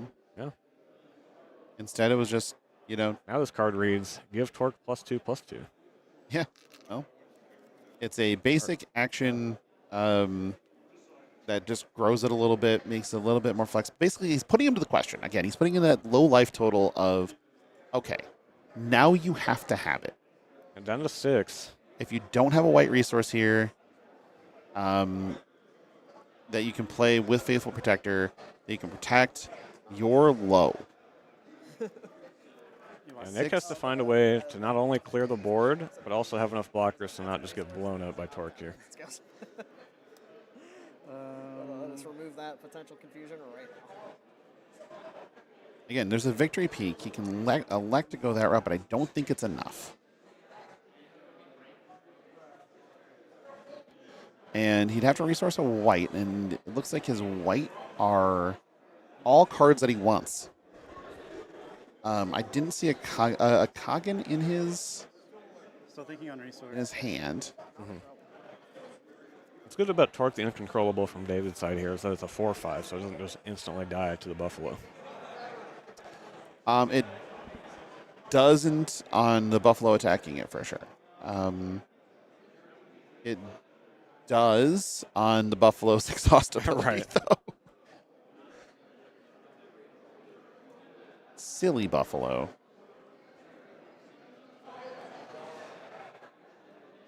Okay, he's just like, all right. Resource? 6 total. Resources. It's going to need a lot more than the Buffalo to get past this, though. Yeah, this is a wall. I mean, obviously, revitalization is a card too. Like Yes. he can be treated like he's effectively a 10. See the Buffalo in hand. I see that. He has a Buffalo and a Victory Peak, and I think a grip of green cards. But Pestilences also do work here. Can. Deep in the tank. I mean, we're in game 3 of your quarterfinal matchup, and you're on your do or die turn. I think being in the tank here is very reasonable. Somebody get this man a ham sandwich. but Thinking on resource. Yeah, of course. We're probably in like the last 2 turns or Yeah, something. that's all I got.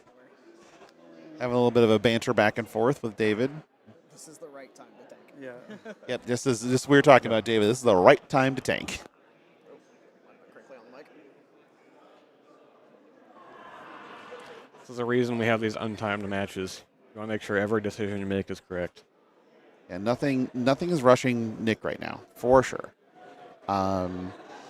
We want him to basically. There's got to be an optimal line, and he's just trying to find it. And that begins with making sure you resource the right card, because this is where a misstep is very, very bad. Looks like it's probably the victory peak. Yep. There it is, resourcing the victory peak. Resource complete. Resource First step complete. done. You have constructed additional pylons. Congratulations.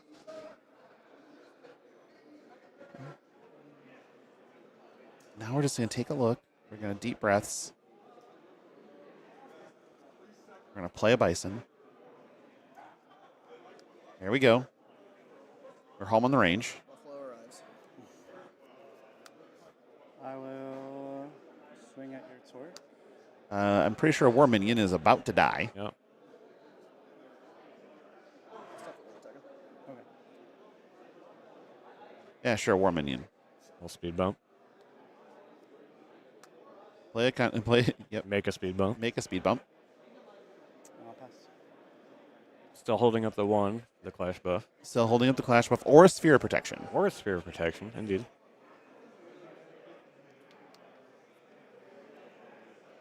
Nick with a few defensive tools at his disposal.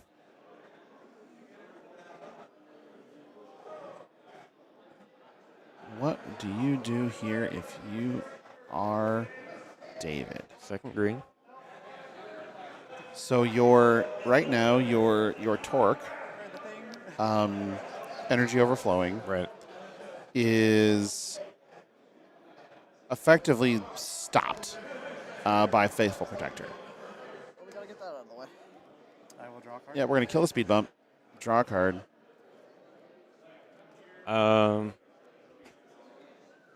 So the Warcry Contender gives it the +1 defense. Oh, it's not exhausted. It's not exhausted. Engaged. We are Correct. good. Yep, has to be 100%. exhausted. I will Important distinction here.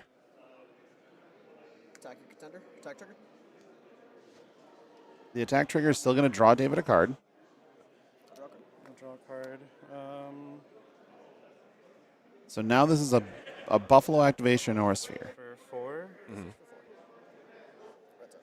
It'd be Buffalo protection. This is Buffalo protection. At my contender, right? Yes. Yes, at that. David, knowing, is likely just going to use the Buffalo's ability here. If he doesn't, I mean, it's not lethal, but I mean, there's a triumph and revitalization here too. right. I mean, there the ability to play one. Nick has to wonder if he's just baiting him to try and use it here instead of the next. Big I think thing he's he plays. absolutely baiting him to try to use it here.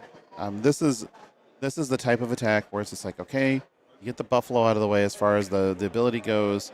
You can torque boom and you play completely around sphere protection. Okay, We just see the Clash buff. we see the Clash buff Okay. instead. So it's going to negate effectively all 4 damage. Take 4. Go to 5. Yep. But now the sphere of protection is not in play. Everything else is face up. Everything else is face up. The revitalization. So the revitalization actually went to the Buffalo. Interesting. So to gain the health, to then you still took the 4, so you went to 9, and then or you went to you still took 4. So I think what Nick is thinking here is he used the buff on the Buffalo to make sure that here comes the boom, can't kill it. Can't kill it. So a preemptive Well, buff. no, because Warcry is not exhausted. Right, but he still gets That's the buff still from himself, so that would put him up to Oh, 6. because we've already pinged with. Yep, we've already pinged with. Exactly. Okay. So very smart play from Nick. That is here. very good. Now this War Minion can attack for free, though, and drop into 4. It's true. 4/6. Yes. Okay. Still have the Buffalo's ability online. A second torque and a boom still ends it. Nick definitely taking the gamble that he wants to use the Buffalo ability still. Mm-hmm. But does David have another big Clash card? If he does, that's pretty good. So even if it's a war, attacking with a war minion, play Flare Explosive Combatant, that's also pretty good. Portal's open. Yeah. You can shrink it. Now it's in range of boom. If that's Now what it's he in boom chooses to range. do.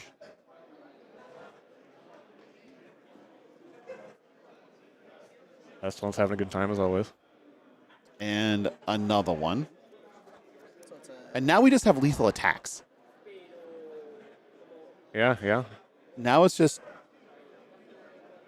attack, attack, attack. We'll see if he sees it or if he just wants to play some more cards here. Okay. I mean, Launch that Sphere Protection into the sun.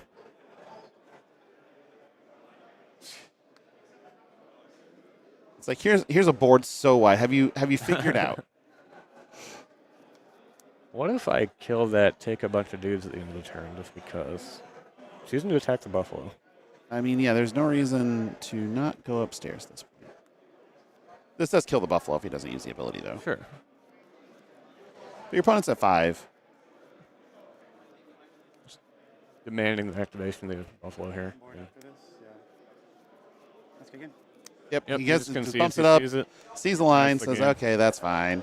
Well played by David McCartney there to just make sure that he handles the Buffalo. Yeah.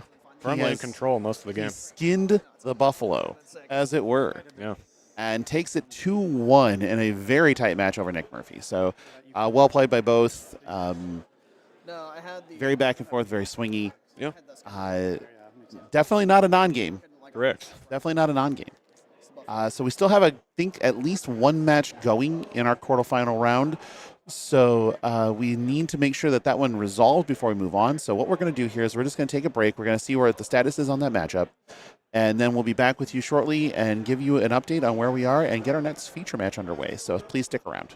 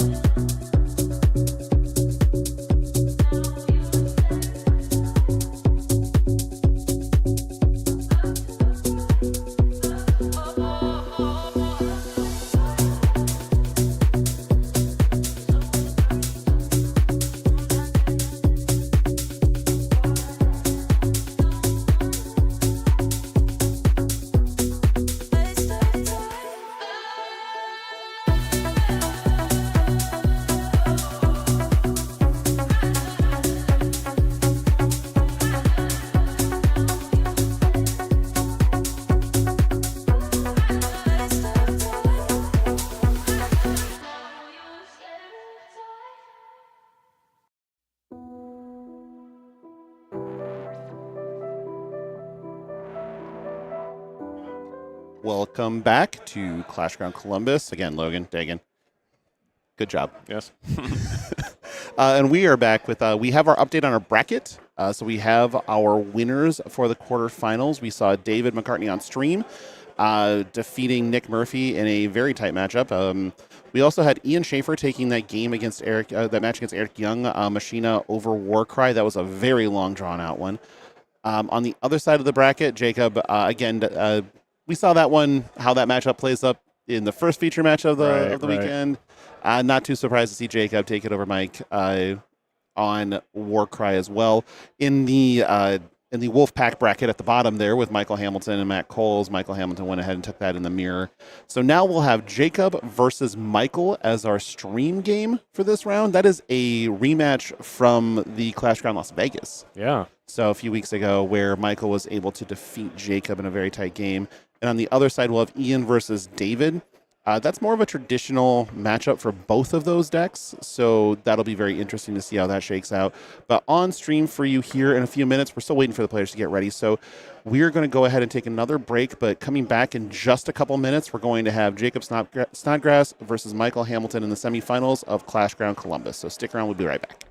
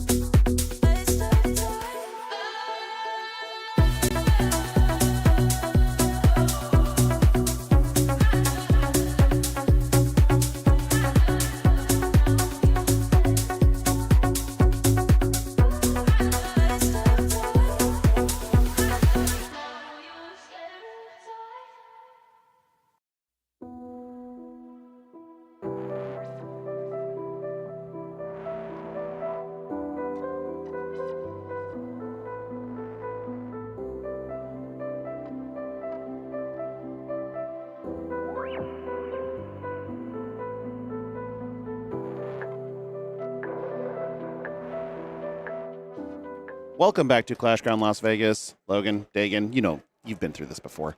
We're ready to get our semifinal match underway here. We have Michael Hamilton on Machina. We've seen him twice already this weekend. This is his third time on coverage in a rematch from Vegas. Clashground Las Vegas with Jacob Snodgrass we saw in the first match on day one on coverage here. So looking at these lists, we have grind and we have blow you up. Yeah. Where are we going with this? I mean, one player's looking to grind, one player's looking to blow him up. So, I mean, that's where it's going. But if you're looking at these two decks, we don't have, we have the flares and then the torque package out of Jacob. We have the pestilences out of Michael. So we have a lot of counterplay here. Oddly enough, I think this ends up being an Avenging Guy matchup. Oh, absolutely. That's incredible. Yeah. All right, we're ready to go down to the players right now. So take it away. It looks like we're shuffle up and ready here. I'll put on your microphones, children. You should know better than this. One card off, I believe. Interesting. Getting loaded up here and ready to go. Great. Getting drawn up. I'm seed 3. Seed one versus seed 3 right here. So I think Michael has the option. Good luck. Good luck. So how do you think Michael's going to deal with this Buffalo? He's not. I feel like he's not going to deal with the Buffalo at all until it's Kagan time. He's going to try to get ahead on board and finish him off to the spot where Machina can finish the game on its own. It is one way to do it. I feel like that's the way that you beat the Buffalo with this type of deck. You don't have any clean answers outside of Kagan, and you're not going to get a ton of. You'll get some targets, some really useful targets with Lynn, depending on how Jacob plays this. So right now, I think that the Machina plan has to be get cards on board that are quick, that present a lot of damage, so that if the Buffalo negates one, we still have all these type of situation, and then finish them off with Machina's ability. Yeah, Michael definitely does not want this game to go long. Absolutely not. I'm going to back 5. Oh, We shipped all 8. We did it. I missed it, Ethan. I was too busy talking to Dig, and I missed my favorite thing, which is a ship. Well, my favorite thing is a keep of 8, but ship 8 is a close second. So that hand must have been absolutely nothing. really digging here. That hand was probably like, so 4 Whistler, 4 target list. This ain't it. How about no? How about no? How about all these go back right now? I think Jacob is very prepared for these Kagans here. I mean, looking at his deck here, even out of the sideboard, we have Grasp of Wars to get rid of those Kagans when they do blow up the Buffaloes here. Like we're ready. Yeah. For the Kagans. That's 100% true. The things that they're not exactly ready for necessarily are the pestilences, Right. the low end of this deck is getting on board quick. Because you look at right now, oh yeah, okay, we Some big drew cards those in Jacob 5 cards we drew are 5 real cards. I guess that's another one. Is there are 3 machine unstoppable forces out of Jacob? So there's a spot here where he might just be bigger than a Coggin. We're just gonna play a Whistler. We're All not right. gonna even dig it up. We're just gonna play it. It's always an option. That is an option. Of all the things you can do, that is one of them. Whistler is going to be the equipment that usually gets searched up by Avenging Guy doing something. Attack, contender, trigger, exhaust, draw. Exhaust, draw. We've seen this before. However, there's now a Haven on board, so this could very easily be resource, Lin, Haven, kill. Your Havens are all belong to me. Yeah. Both players knowing how this goes, playing at a very quick pace here. Yep, they understand it. They get the memo. There is a Haven Bountiful Collector. I think that we might see that. Yeah, we're going to ramp. Yep. The synergy with Haven Bountiful Collector cannot be understated with Machina. Being able to get back your accessories is huge. Yeah, 100%. So we're just going to come into the contender, deal 1. Feel very comfortable here. I think they're probably going to hold water on this Whistler to take out that Haven when we have a Lin. There's no real need right now. There's a sphere of Protection in the resource row for Jacob. That's not the most important card in this matchup. However, it may become one of those things where you need at least 1 always in your hand, so that if you're at 2, Machina just doesn't necessarily... Well, does that Clash cards only? Yeah, it's Clash cards only. So that isn't going to say... It might save one of your Clash cards, though, from a Lin trigger, which is also very important.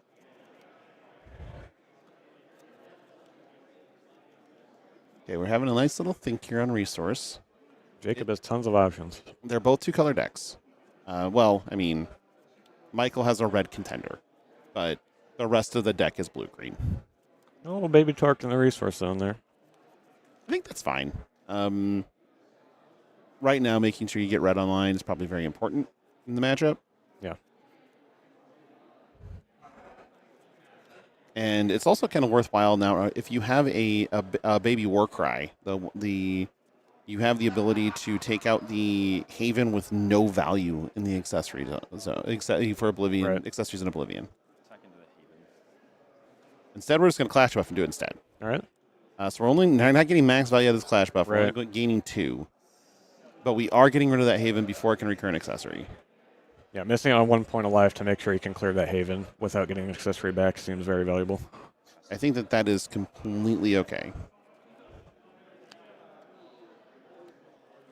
All right, coming back to Michael's turn here.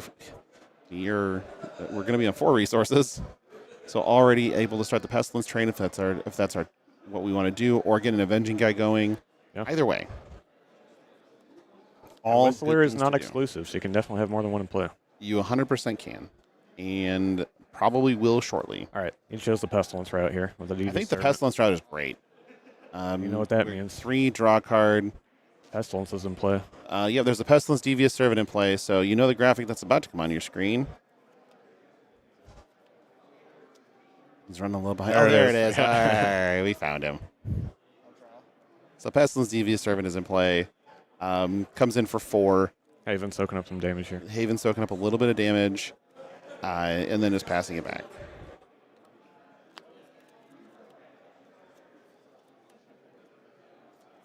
Looking at his, again, being behind on resources like this is not ideal. Yeah. And them getting on board that quickly is very, very difficult to work through.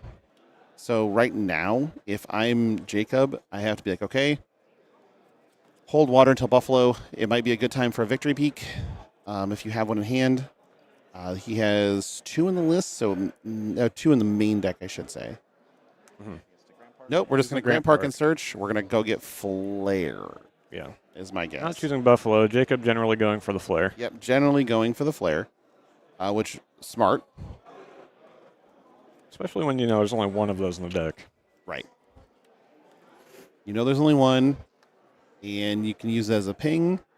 You can kind of do anything you want to. Whenever you play a red card, you ready it. Yeah, Jacob definitely wanting to get big Flare with it. Yeah, because Big Flare attacking with its defense on the Warcry triggers is quite good.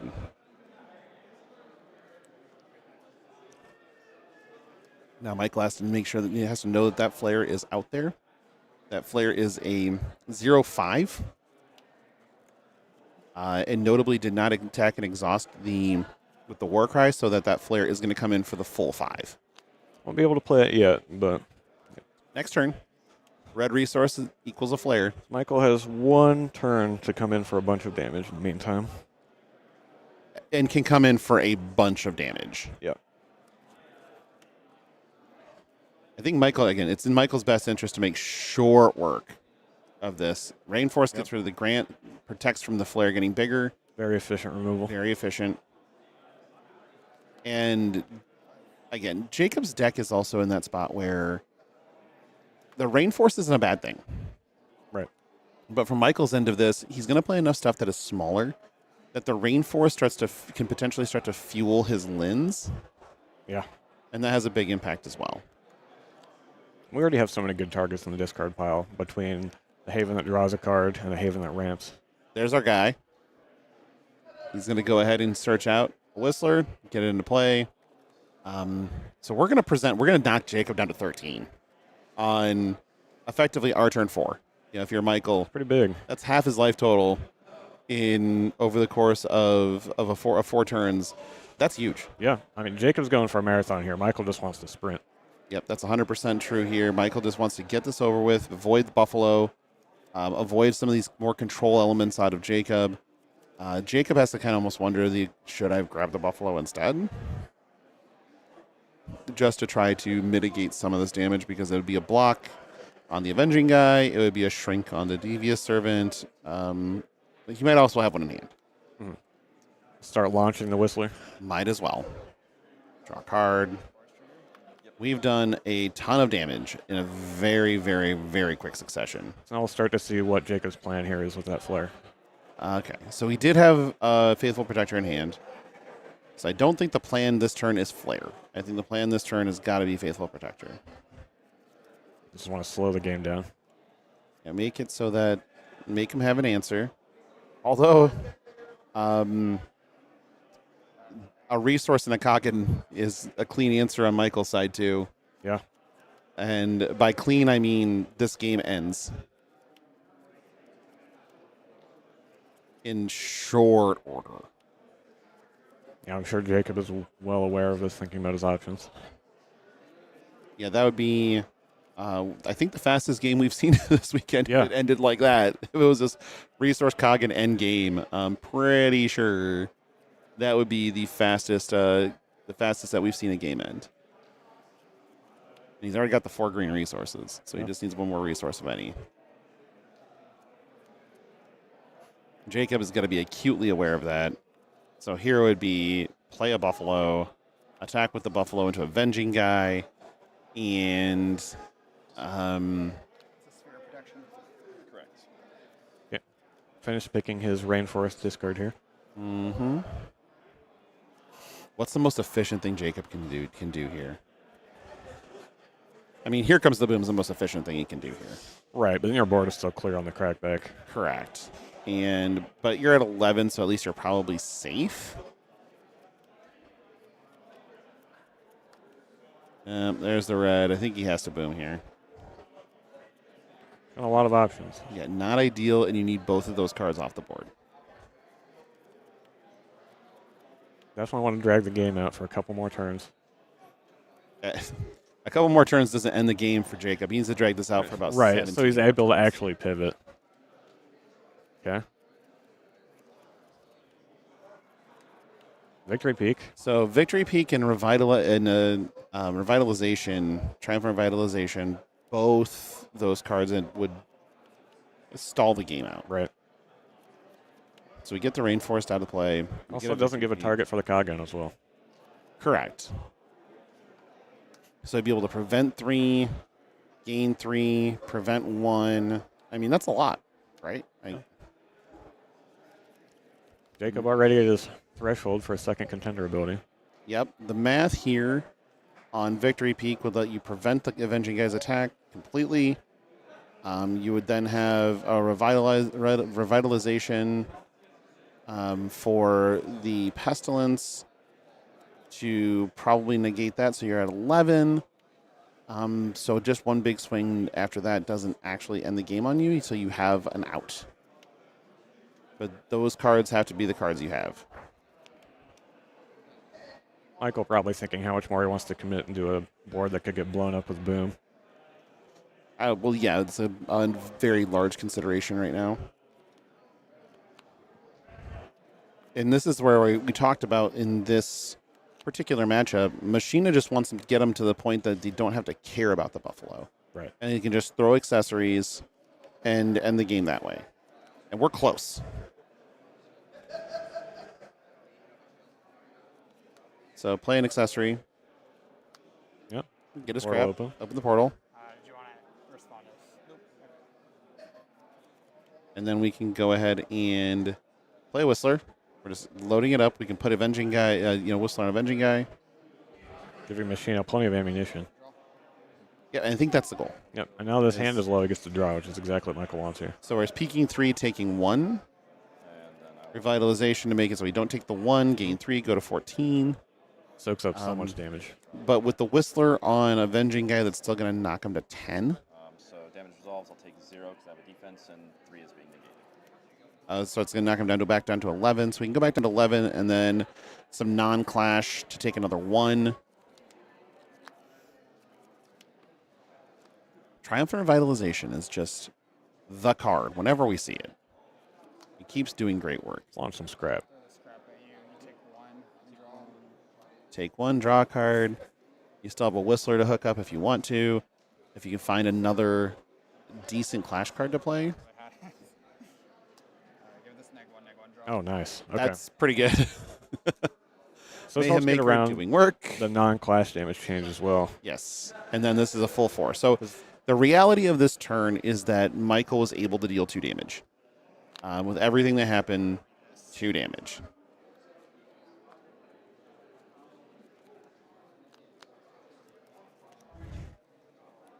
And Flag of Red's really helping get through that clash buff there.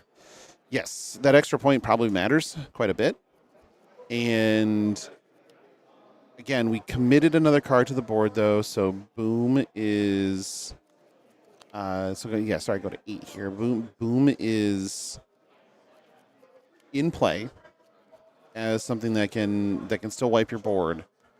But you're on if you never attack again, you're just on accessory throwing. And I think that that's a fine plan, honestly. Third red. Third red, I'm thinking this is Boom, hold up Revitalization. Or Still got the Torque victory Boom. peak too, so Yeah, plus the Victory Peak. plenty of prevention in play.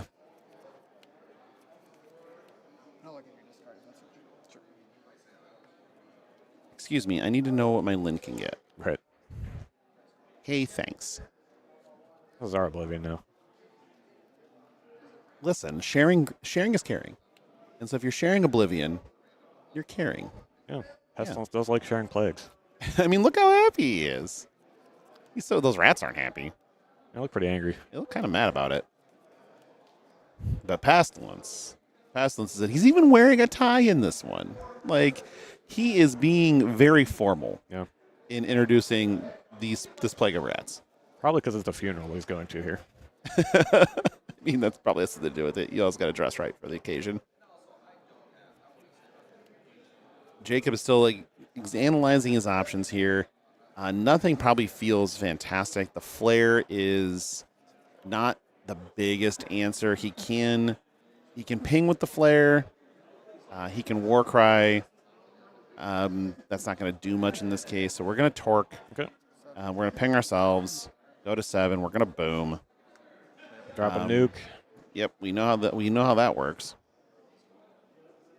We're going to come in for 6. Michael's just like, sure. Yeah. I know this game. You're now tapped out. Still well ahead on life total here. So just playing a Kagan is good enough in some cases. Importantly, Michael's not at 15. Yeah, Or was it 12 for Machina, actually? Machina, I believe. is 12, but I don't. It is It's 15. 15. Okay, Okay, so importantly, he is not at 15.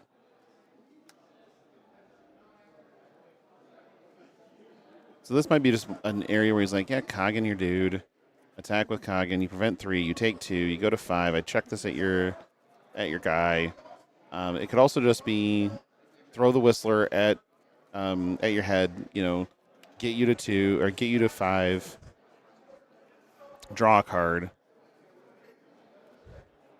He's got options. Let's put it that way. Yep. Yep. 2 to you. Draw a card. Is that victory peak going to be enough to keep him alive? Well, if Michael can go even slightly wide this turn, probably not.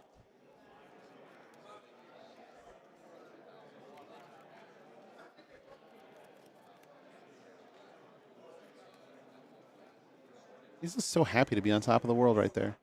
I mean, look at that giant creature you just slid. Hey, That's a celebration. Right you there. get proud. You get proud of that. That's a trophy. He needs a belt. Yeah. Dude needs a championship belt. Or a sumo ring. Conquest looks like he'd be a great wrestler. Trigger defeat because I believe it has to be in a clash, but we can call it. We can call it judge. Yeah, let's call it judge. Let's get a quick judge clarification here. Yep. Trigger victory. What does that mean? Perfect. Trigger victory. What does that mean? Trying to decide if it's combat or if it works with Pestilence's -2 trigger here. Okay. So this kills this. No trigger victory then. It does Correct. not trigger victory. That is correct. He said you have to be in it. You have to be in a clash to trigger victory. Okay. Yep. So follow- Very important distinction. Not trigger defeat, but trigger victory. That won't trigger victory either. Shouldn't trigger. Great. Okay. Great. It still goes to the bin. Yep. We're still going to attack for 2. See 2 down to 3. This place. Yeah, this goes away. We're going to keep going wide. Here's an Avenging guy. Let's get another Whistler. Let's get another Whistler. Let's make this Avenging guy into a 5/5. Put you to 1. Still have a Whistler and play for next turn. Or just, Give Machine have another 1 drop. I'm gonna equip it to Avenging Guy. Then attack. Avenging guy's put in so much work. Really has. Like, Trigger this. Only take just representing, upwards of 7 damage every time. Let's swing in for some damage.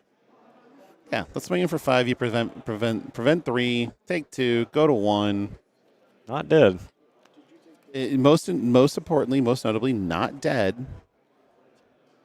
Play this. Yep. Sure. And it's your turn. Go Jacob's ahead. going to have to find a way to get back over 3, or Machine is going to lock it up with 2 damage. It's. I think that this one is pretty well in the books at this point, but we'll see what happens here. We've seen some stabilization out of the Warcry decks. The fact that Michael is just able to get to the board so fast, though, and really put pressure on, just we're gonna pick it up. Yep. That's enough. Move on to the next game. Yep, we know when we're beat, and Michael, after shipping 8 cards, found the right 8 cards Right. on the other side. Yeah. And we're able to come in and just do a ton of damage very fast. Firmly in the driver's seat after ramping up with that Haven. Yes, that was as aggressive a game plan as you can possibly imagine out of that deck. And honestly, we've seen it multiple times now where the turn 2 Haven on the play Yeah. has just massive. been the point in the game that you can go back and rewatch this and say, yep, that's the turn the game actually ended on. From there, it was just able to flood the board with all kinds of gas at all points in time and make a deck that, while it can play a reactive game plan, it can't always do that when you're always able to present 2 damage a turn. That's fairly hard to mitigate. Yeah, I mean, with that much pressure from Michael, Jacob didn't even have time to set up a Buffalo. No, the Buffalo stayed at home. Yeah. Stayed on the range. Home on the range. And it's one way to beat the Buffalo is to reduce their life total to 0. Yeah, you just make sure it never sees play. Yeah, that is one way to win. Yeah. Like, we had so many discussions about what are the clean answers to a Buffalo. Killing your opponent turns out is a pretty clean answer to a Buffalo. Yeah, turns out that's one way to win the game is by reducing your life. Who knew? Yeah. Looking at the sideboard here, what do you think Jacob will bring in? Jacob probably has to bring in Grasp of Wars. Get around the Coggins. Yeah, just for Coggins and nothing else. That extra victory peak is probably also something that you have to have. Yep, seems pretty good here. Barbed countermeasures counters traps, so that's not a thing. Not useful here. Not sure on the Saw You Comings. What does that card even do? Let's check here. We haven't really seen that one come up, so. I got game 1. I got game 1. Okay.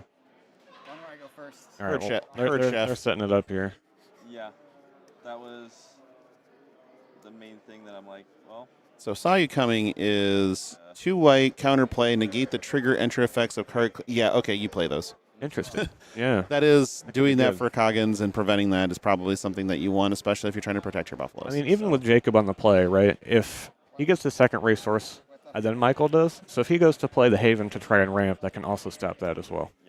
Correct. Yep. He can use that as a way to keep Haven from ramping. Like we said, that was kind of the trigger. Like we've seen it multiple times where that was the turning point of games, where a turn 2 Haven Bountiful Collector just said, "Okay, now I'm just so far ahead of you. Yeah. I don't even have to think about it." On Hamilton's side here, we got a couple extra Amazon Rainforests, which I'm sure will be very important to get rid of those victory peaks. Yeah, and also for the Grant Parks. And the Grant Parks, yeah, huge. Both of those are very important. Jacob really wants Clashgrounds in play. Yeah, he is very excited to get the Clashgrounds in play to actually be able to attack for just more damage. I got more rainforest now. Yeah. Yeah, I am already forced now. Okay. yeah. No, it's not. It's like That's yeah. All right. missing rainforest. Yeah, from Michael's side, we're probably just bringing in the rainforests. You might actually bring in the lone fighters here, just because after Here Comes the Boom, you can just slam It's a them. very strong follow-up. Yep. It's like you boomed, great. Here's an 8-ball. Enjoy your day. That is a door slam. Like if you do that. Getting domed for 8s. That's a lot of damage. Yep, sure is. We did flip. Although I'm not playing Torque. I'm not playing Torque. Well, I see Torque in your list. You're just not playing Torque. Also, notably, Grasp of War doesn't kill that lone fighter either. It's only 5 damage. It's only 5 damage. You need a couple of those. Also, funny enough, we are seeing contenders from Clash Kits. Yeah, both of these contenders, both from Clash Kits. Both Clash Kit contenders. So you can just buy the 2-player set for set 2 and the 2-player set for set 3, and you have both of these. Yeah. Make some upgrades, and now you're immediately going into a tournament ready to go. Yeah, because you even get 2 Buffaloes Yeah, you in the do. Warcry deck. And then you also get other cards. Right. And as we've seen, the Buffaloes are probably worth the price of the Clash Kit. Oh, absolutely. Yeah. They are very, very good. Still shuffling up here. Yeah, I'm just getting ready. Getting ready for some mulligans. They've got an untimed round, so take some time. And that first game took about 15 minutes. Not too From bad at stem to all. stern. Seems good. Let's draw him up. I see a Haven on Jacob's side. He's got to realize how dangerous it is for him to be leaning on those 1-drops that are very small within the Lin package in Jacob shipping Michael's deck. 6? Shipping 6. Not quite 8, that's a lot. Michael is thinking about keeping 8. Nope, we can ship the Whistler because we have an Avenging Guy in hand. Yep. Or do we just not care? What if we just play it and What throw if it? we just play it? What if we, in one match, keep 8 and ship 8? What if we just start checking people's bingo cards right now? Kagan in hand the whole time, right? There's a Coggin. There's a lot. My hand, on my 5th resource turn, I'm like, okay, my hand's perfect. I'm going to resource whatever I draw. And I draw Kagan. I'm like, okay, my hand wasn't perfect. Yeah, well. Okay, anything but that. Hold on. Anything with that one. Hold up. That's not what I meant. You have Amazon and Haven already. Makes it He's making a lot of considerations here because he might just keep this 8. It's always good when we can hear the player perspectives during the game as well. Yeah, especially when we're 2 players that are so well thought out. Yeah. As Jacob and Michael are. They get it. There's a scrap. There's an eye. There's a. Are we gonna ship one here? That one looks like a resource. Come on, Michael. You don't need to ship that one. Just keep it. It's fine. I don't see very All many good, just blue keep it. cards in his hand. Keep it. Do it. He's got one that's face down right there. So it's a Whistler and a Cyber Optics. Yeah. Shipping those two. Well, we tried. I love how Cyber Optics is a,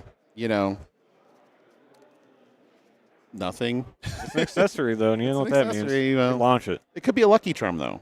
Could be. Could be a backpack. It could be back. You can yeet a backpack. Yeah. That would be kind of funny, actually. Just throwing backpacks. If you ever want to meme at your locals, just throw that backpack. I mean, theoretically, the Cyber Optics could have use because you can do the on attack. You can engage the Cyber Optics to diminish a card, which might actually be important. I mean, if can the also- game ever gets really grindy, I think you're in a tough spot. Yeah, you can also would fate matter. seal them, so you can look at the top card and leave it on top or put it on the bottom. Mm. So it's also a thing you can do. So maybe it has just a little bit more use, but not a ton. Let's be real, it's just getting launched. Yeah. if we're All right. being honest, it's 2 damage draw card. That's the text. Still pretty good rate. Yeah, I mean, Cyber Optics is shock draw card. Great. Wow, that is. Say that out loud, and it actually sounds way better than Yeah, you yeah. even think about it. Doesn't even matter what the card is. Never mind. So What makes the Vengeance guy so good here? yeah, it is. And here's the Danger Zone Haven. Michael's like, yeah, sure, okay. Thanks for the Haven. I'll be playing that soon. I didn't see a single win out of Michael last game. Didn't need it. He had one in his opener. Yeah. Along with he shipped 2 accessories. So we'll see what we got here. So resource accessory, so like resource target list, and then resource Lin, get the Haven, and go. Because like what we're gonna see out of Jacob's turn is just gonna be simply attack with a war cry, trigger, exhaust, target the Haven, and attack for 2. Right? That's gonna be his beginning of his turn, and then from there play whatever is drawn to just do more. Yeah, most likely. I already see the target list. He wants to resource a blue for sure. Interesting. He's playing the Lin first. Interesting. So the Resource Haven makes me think he's another one, or he would rather just be destroying all those Clash cards. Right. And then a machine that gets diminished off the top. So It's a pretty sometimes, good hit. yeah, sometimes it just works out. Turns out that machine is also a good answer to Kagan as well. It is. Very much so. No Alpha Astras in any of these decks. Yeah. That'd be another good spot from the bingo card. Alpha Aster? Yeah. Getting Astered? Yeah. That actually probably would. Yeah. When we drop a bingo card for the next one, we'll For sure. make sure Alpha Aster makes it on there. We have to do some rearranging of slots, though. We've seen multiple keep 8s. Yeah. Only one ship 8, though, so maybe that's the rarer one. Oh, no, we saw 2. Never mind. We did see 2. Okay. Attacking for 2. Yeah, sure. 22. Pass to you.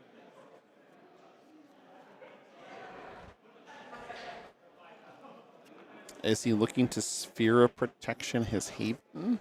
Yeah, I'm interested what Jacob's plan is here, not doing anything there other than attacking. Well, he could be looking to Clash buff. He could be looking to Sphere.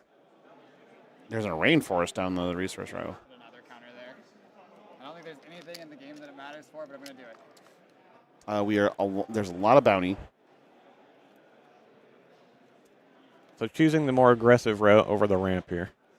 Getting a scrap. Open the portal. Throw this. Launch it. I will throw the scrap right here, even. Nope. We're going to let both bounty triggers. Draw for Machina, and then we have a target. Let's trigger We're going to draw 2. A lot of cards. It is. Sadly, you're going to get just the one Lin trigger to get that Haven back, but there's nothing else, so it doesn't really matter. I'm going to It's a pretty good rate. turn Lin will trigger, and I'll get your Haven. Give me that Haven. Yeah, I need that. I want to draw a card. Yoink. Sounds great. Not attacking with Lin, just ensure you get the Haven. Thank you. He's playing the game a little bit slower now. Michael kind of just saw a line that he wanted to take, occupied that, but it is giving Jacob more time. It is. Lin Nana Assassin still excellent, though. I think part of the reason Michael chose not to ramp is because it's not quite as good when you're on the draw going second. Agreed.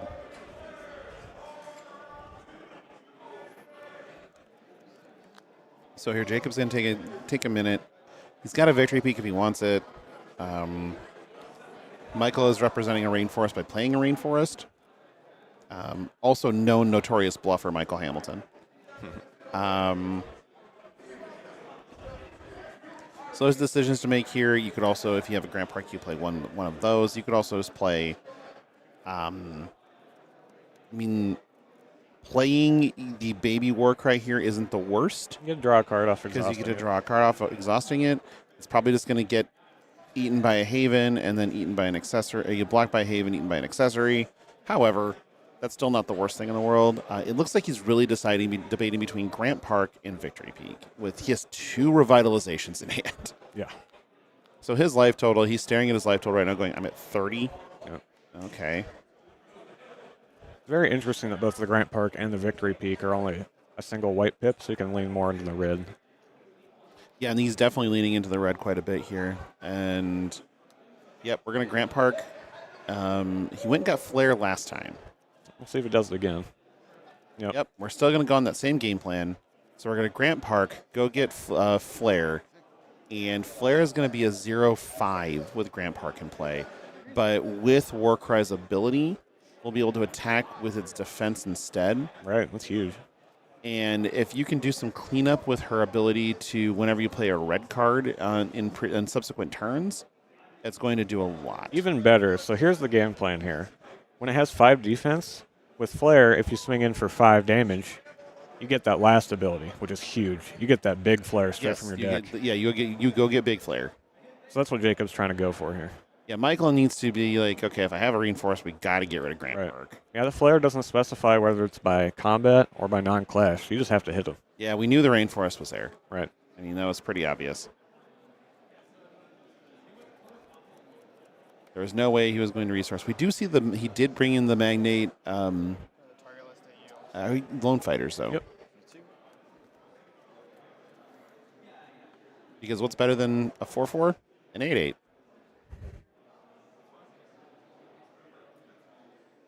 Which also does not die to the Buffalo. Nope, sure doesn't. Now we're going to ramp. Got a little bit of breathing room. Let's get ahead and resources. Yep. We're very comfortable at this point. Lynn doesn't. Oh, well, there's another one of those in hand then. Lynn doesn't really. Her purpose has been served. She passed the butter. Yep. We can attack pretty much with impunity. Fine.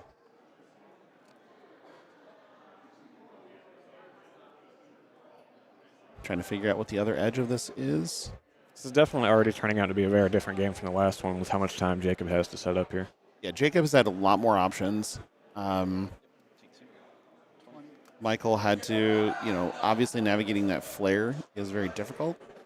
A second Grant Park would be a cause for concern in Michael. Michael just wants to slow him down enough so they can't get the Grant Park and the flare on the same turn. Correct. I think he just drew another Grant Park. At 6 resources is when Jacob gets to do both. And so dealing 5 damage and slamming the 6-cost flare into play and then potentially wiping a board of X2s is a big swing. Pretty good. It's pretty good. Such a cool little combo piece, though. It is. Yeah. I really, really think that's good.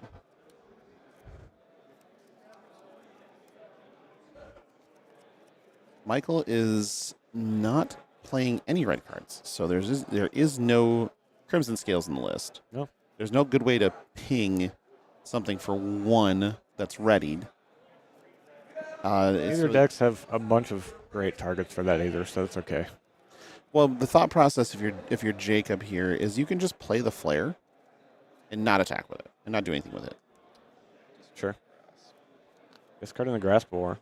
Yeah. Don't need it right now. And then if you have a Grant Park, you can slam the Grant Park on the subsequent turn. Go get flare. And then get to pod racing. Up to 4 resources. Well, he's got a protector in play. He's got a protector in hand. He's got a flare in hand. He's going to elect to probably play the Grant Park now.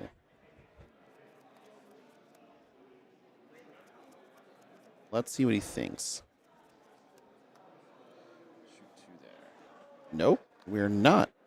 We are going to go ahead and play Radiant Infernal Arrival. Infernal, yes, I'll right. pull it up here. Flare Infernal Arrival. Flight. 3 cost 2/2. Deal 2 damage to a Clash card. That Clash card is defeated. You can send a Nova token, which he doesn't have one, to deal 2 damage to a contender. So we're just 2/2 flyer. I shoot something for 2. That's still a really good rate. It's still a 2/2 flyer. End of day. It's still a 2/2 flyer. It is something that just dies to an accessory. Right. Yeah. I think Jacob type is that trade. But if that's the case, if that's the case, then you're not getting domed for 2 by the accessory. Exactly. It's 2 more life you have to work with. So yeah, it's basically 3 cost for 4 points of life. Yeah. Flair's having a bad day in that art. Or a great day. I mean, it just depends on your perspective, really. I think the 2 people in front of her are definitely having a bad day, though. If they weren't before, I'm definitely about to. Yeah. They're not even Clash cards. Those are civilians, and they're taken 2. So Michael up to 4 green. Yep. We're just going to Avenging Guy. Go get a Whistler. Next turn, he's able to slam some Coggins if that's what he wants to do. Probably chuck that Whistler directly at that flare. Kept the 1 green up. I assume he's going to attach. He'll attach and attack first. But This trigger persists when it goes away. I still have to attack into it, right? and then Whistler is a weird effect where whenever the attached Clash card attacks, you may engage the Whistler. If you do, choose target Clash card you don't control until your next turn. That Clash card must attack the attached Clash card if able. Attack you, Whistle at your guy. Little taunt effect to make him attack. Mm-hmm. Then A goad, if you will. Yeah, I have Flare to must attack into attack there. this. No blocks, obviously. No buffs for me. I'll Clash buff. We're just going to go ahead and gain some life and draw some cards and 3, and then I'll take only take, Down to 5. 4. And there, go to 19. Yep. So it ends up being pretty close to neutral. 20, right? Yep. You hit me with the flare last turn. Yep. And that Clash buff does make it so that if Machina does launch the Whistler, it'll also do less damage. So we've resolved. Yes. Damage is resolved. I am thinking about Machina. Okay. There's a whole... Oh, yeah, you knew about that. That's It's at fine. least the one you already knew about. I don't think that Michael is too incentivized to launch the Whistler now. Makes sense to hold on to it. Can always use it later. Yep. Yep. Quick play, not a trap. Not a trap. Traps are a trap. Not a trap. That Tell worked that on to so many Crow. levels. Yeah, tell that to Crow. Too soon. You're the one that told me that was too soon. You can't be pulling that out now if you told me it's too soon. R.I.P. Krung. Had a little more time to grieve. That's that it? You got through the process? That was that funeral that Pestilence was attending. Oh, it's Krung's? Okay. No wonder the rats were so excited. Discard. Nothing more necrotic than a plague. Well, Flare needs to attack Whistler. Or Whistler needs to go away. Those are our current options. And there's Machina. We're probably not going to get there. My first action. Yeah, and my guy dies. Has to swing. Yep. Them's the rules. Swing if able. You sure want to leave this red up? Okay. Okay. The flare. It's a face-up flare. Attack contender, trigger exhaust, draw target here. I haven't seen Jacob use that Warcry contender ability as much as Nick before. No. And right now, what does he have that can pump the flare to bigger that costs red? I'm curious what the plan is here. Yeah, because right now it's not much. Energy absorption. Is that a +2? I don't remember for sure. Haven't seen that one. I know it's in the list. +1/+1. All attack. If it would be dealt non-clash, Yep. so yeah, not super relevant here.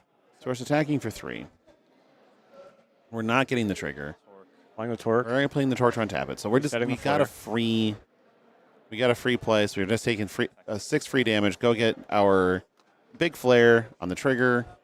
I go to end of step. Yeah. Trigger goes through. Turns out that's enough damage. It does, but turns out that we're on the 6 resource turn with 4 green in play already on Michael's side.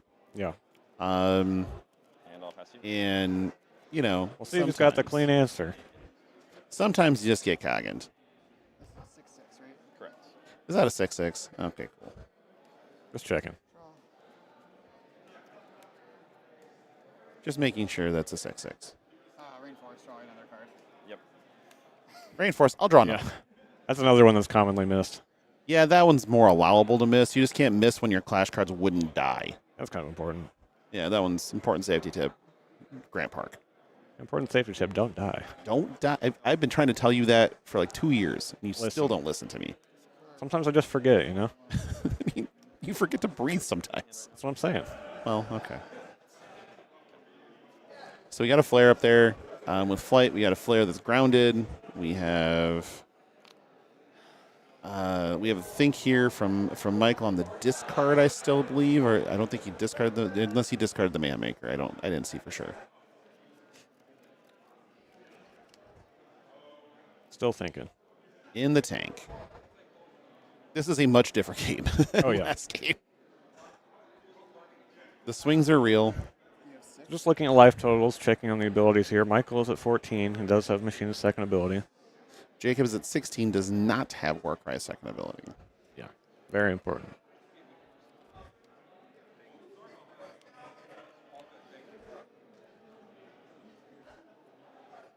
So right now, I think Michael's best spot is to be in the Coggin seat. Get rid of the flare. Get rid of the other flare. You'll end up getting obstructed. You can actually. Never mind. Get It's rid of not the just- flare. Get rid of the other flare. It's not just slamming it, so maybe he doesn't have one yet. It's possible. We also know that Michael's a very deliberate player, That's true. so he may be thinking 2 lines down. So yes, the plan is Coggin, but what is next turn? Right. There it is. Yep. Okay. Target the big flare. Pretty good. Pretty good. Now, do you Avenging Guy into Flare just to make him... All we know is that flare is definitely going to die. Yeah, I think you Avenging Guy into Flare first. Yeah, I'm going to whistle at the torque. Oh, Nice. no, instead to the Contender and Whistler the Torque. I'll block with the torque. Yep. Might as well. It's going to die either way. Yeah, get rid of your Flare. And Michael here's clear on the 2 board. free damage if you want it. But I'm pretty sure he's going to be settling for you just leaving these back. These are nice little speed bumps. Don't want to give Jacob his second ability quite yet in exchange for that. Nope. Yep. There's Take a no double reason check. to. He's double checking the ability. But yes, after watching Michael play a lot of different card games, including this one, Oh, he's just you're just going to launch going Whistler in. now. I'm going to throw this whistle at you. Throw this whistle at you. One trigger, the draw, or the +1 trigger will happen after I draw. Okay. So you get a So we're going to draw. I draw We're going to trigger. Choosing to go the more aggressive route We're here. going to trigger on your Haven and our Haven at this point, 12, yes. and then just come in for 2. Might be hedging a little bit for Here Comes the Boom coming down. I believe so. The play here was, if that's the case, you're disturbing with both then. Yeah. But the interesting part here is that I'm pretty sure that Michael is thinking that this is mate in 3, so to speak. Mhm. and that's where he's planned out to. So he's probably expecting the Here Comes the Boom this turn. Michael knows he's not super threatened for his life total in this turn, so he might as well start pushing some damage. Yeah, correct. And so he's turned on the second ability on Warcry, which is when Warcry is exhausted, Clash cards you control get +0/+1 during each opponent's Clash phase, not yours. Right. Bigger buffaloes. Those buffaloes are exhausting. So Grant Park has kind of done its job for Jacob. That wouldn't be the worst resource right now because also that Grant Park is making the Coggins bigger, and that's not ideal. Jacob's plan kind of folding here a little bit to Michael with the clean answer to the flare and the other flare. And the other flare. Bigger flare. 2 flares. The price of 1.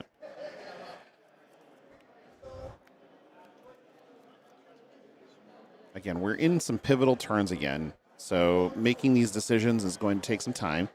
And with Jacob, he has to mitigate a lot. His cleanest answer is Here Comes the Boom. Like, that's just is the cleanest answer to this board state. Next question is always, and then what? And then what is a good option? Is a good question. Obviously, if it's a Torque and a Boom, that makes a lot of sense. Resourcing that does not feel great, I'm sure. We're just going to play a Flare. That's pretty solid. Attack my Flare into the Coggin. Wipe your 2 Havens. Children caught in the crossfire. Yep, children caught in the crossfire, but that's also going to go get an accessory back. We're going to get a target list. Coggin goes away. Just in peace. In pieces, I guess. Oh, yeah, absolutely obliterated. Yeah, just... I flare torched him. And he's, are you tapped out? Okay. You are tapped out. You are at 11. I have a 3/3 and a bunch of resources. So if I play a Coggin, get rid of your guy. I didn't see Eat 1. what Michael grabbed back with the Haven, but I imagine it had to be the Whistler. No, it was targetless. It was targetless. Okay. Because drawing cards. Yeah, pretty good, pretty good. See if he has enough to push through for 11. I don't think he can. I think he can get to 10. Discarding the Mayhem Maker. Don't need that right now. Nope, sure don't. Because I think he can get to 10. If my math is right. I think I have a better line. Interesting. Unless he has a Pestilence here. Okay. Nope. Oh, nope. We're going to go get another Whistler. That's why we didn't grab one. We'll grab one from the deck. Whistler. Nope, this is lethal then because it's Whistler for 5. Whistler for 5. Throw the Whistler. 12. Very strong. Yep. Michael sees the line. Yep. I guess I'll whistle at the flare, but it doesn't. Yeah. I He guess. thinks the game's over, so no need. Yep, no need to. So we're gonna Whistler we're gonna Whistler the Avenging guy. 5 damage. Whistler the Avenging guy. Okay. Play another one, I guess. Let's just launch this one. Launch this one instead.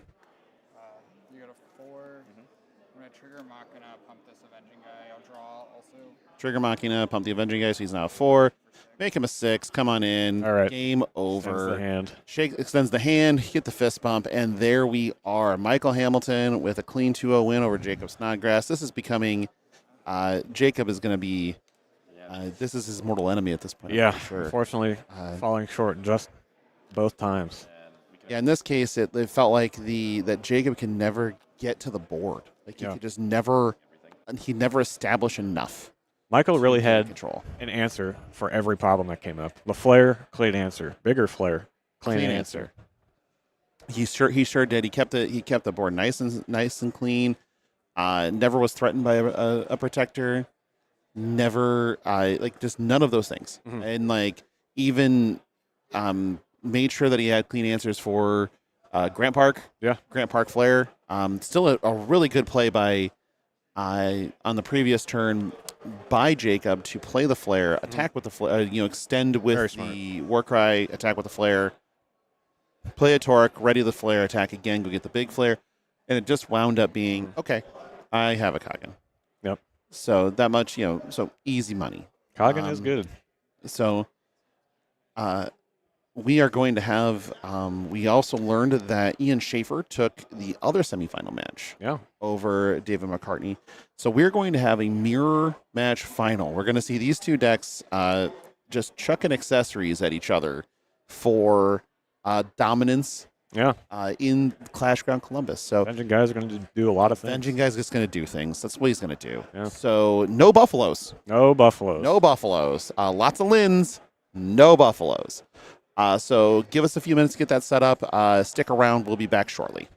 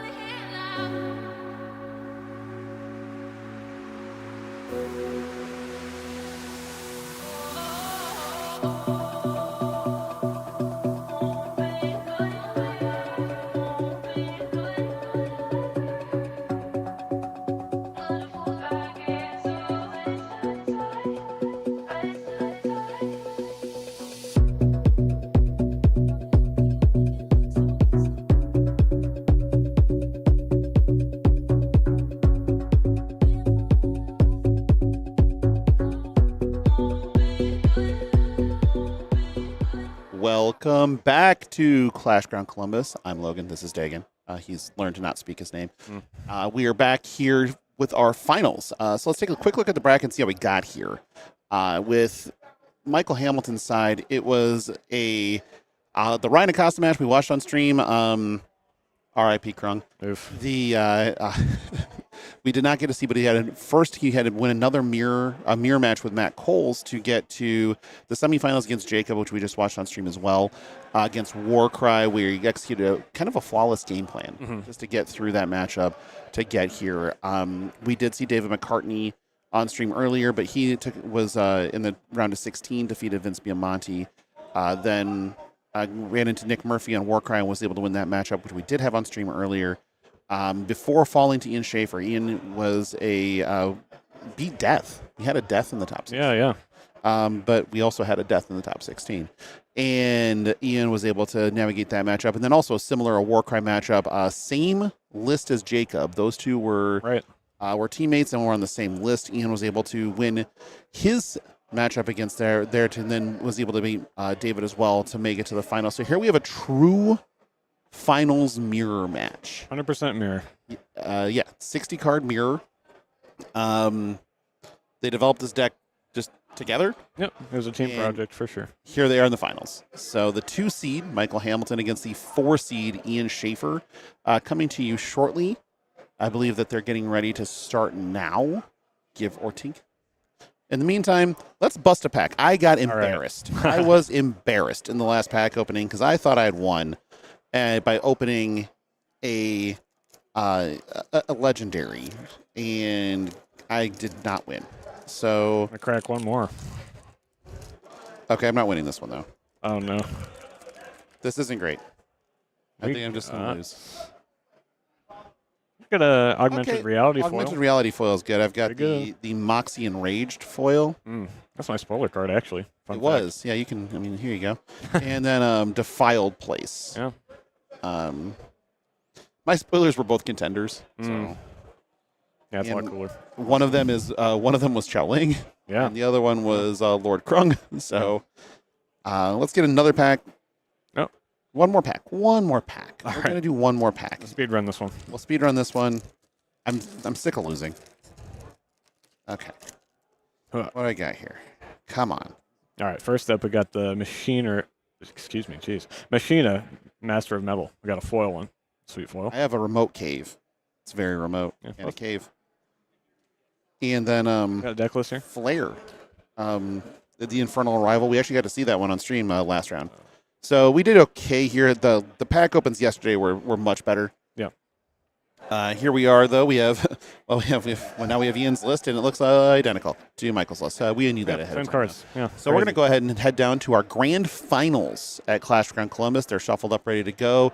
The 2-seed Michael Hamilton against the 4-seed Ian Schaefer. Michael's going first. All right. Michael is on the play as he's just holding his hand to shelter the light, I think. I think we got it. I don't need to see the deck list. I don't need to see the deck list. Yeah, we all know what's going on here. Yeah, we got it. I have one more 8 flyer. Yeah. Okay, there's one card difference? Yeah, there's one card. It's the Magnate Lone Fighter. Ah, yes. Ian has one more Magnate Lone Fighter. Slightly bigger top end. And that's the difference. Okay. Quick reminder. One less defiled place, one more 8/8. Yep, makes sense to me. That is the difference. So The game's easy enough. but it felt very intense. Oh, yeah. You want to review your deck lists? Okay, you go right at. You go for it. Close at all? All right. Games against Matt were very They're going to review You know deck what that lists, means. so we just got to keep ripping packs. Like, there's nothing to do but keep ripping packs at that point. Not So, me complaining. I'm not going to complain. I am not doing great here. Yeah. Although I do like this card. I think this card is fun. It's the foil Trug supporting the cause. Trug. Oh? We got another The Chowling. Juice, the Chowling. The alternate art again. Another iconic rare. Cute. Got him again. Got me again. That's 2 IRs to my 0. Yeah. I am losing horribly at this point. Okay, one more. I'm surprised this card hasn't seen play this weekend, like on camera. Hasn't Not on camera. We did see saw it some. once, right? Oh, Ethan's ripping packs. Okay. Ethan's in now. We might as well. Oh, we got a camera on he's him. got I a see camera how on it is. Ethan. All right. Right, calm down. Okay. Hey, you do you. All right, here we go. With the laptop cam, let's see how it catches The the foils. webcam. I got a foil common. There we go. I mean, when I open these packs, I really just go straight to the foils. We do too. Yeah, I Also like guilty. seeing kind of the spot foiling on it. Some of them are really impressive. They and are. then some are just like the entire card, but both are Okay. really pretty to look at. We did much better with the Lord Krung on ours over here. And That's a then good one. also a foil Nano Disruptor. So we did better. We did better. I'm still, Dagon's open 2 IRs to my 0. Yep. So, and sure. Just sure. Let's throw another one in here. We got a War Battle Paragon here. Foil. Also looks very good. Looks very good. Oh, it sounds like we're Oh, ready now to go. we're ready to go. Okay, so we're done cracking packs for this exact second. Doesn't mean we won't after the event's done because we still have a pile here to go through. So they're shuffling up here. We have a 59 card mirror, apparently. So Slightly let's see what different. we got here. Michael is elected to be on the play. We've seen how important it is to have that Haven Bountiful Collector on the play and how big of an advantage it is. So that's a very big top-heavy hand. So we're shipping 7, I think. Makes sense to me. Oh, so keep one. We've seen both of these players keep 8 this weekend, by the way. That's true.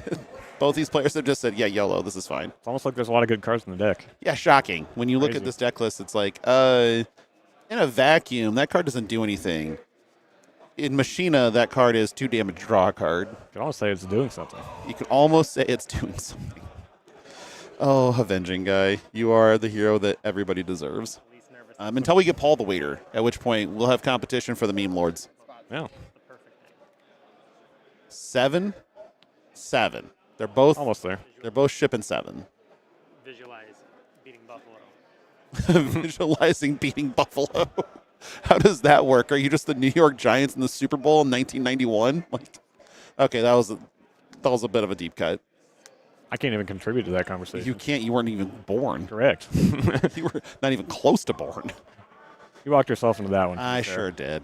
Oh, showing my age a little bit. That's fine. You couldn't just count the gray hairs in the beard. All right, you ready? Good luck. It's usually what I use instead of having people card me. Yeah, just count the hairs. Trust me, it's enough. All right. So green resource, scrap, open the portal. Open that door. Just pass. We're not even going to chuck this at your face yet. We're just going to pass. What are we going to get for a story over from Ian? I feel like it'll be like a Cyber Eye, Cyber Optics, maybe into a target. Well, no, don't want to play target list yet. Might just develop an accessory here. I think that's true. I think that's it. Just play the Whistler. Yep. Mhm. And pass.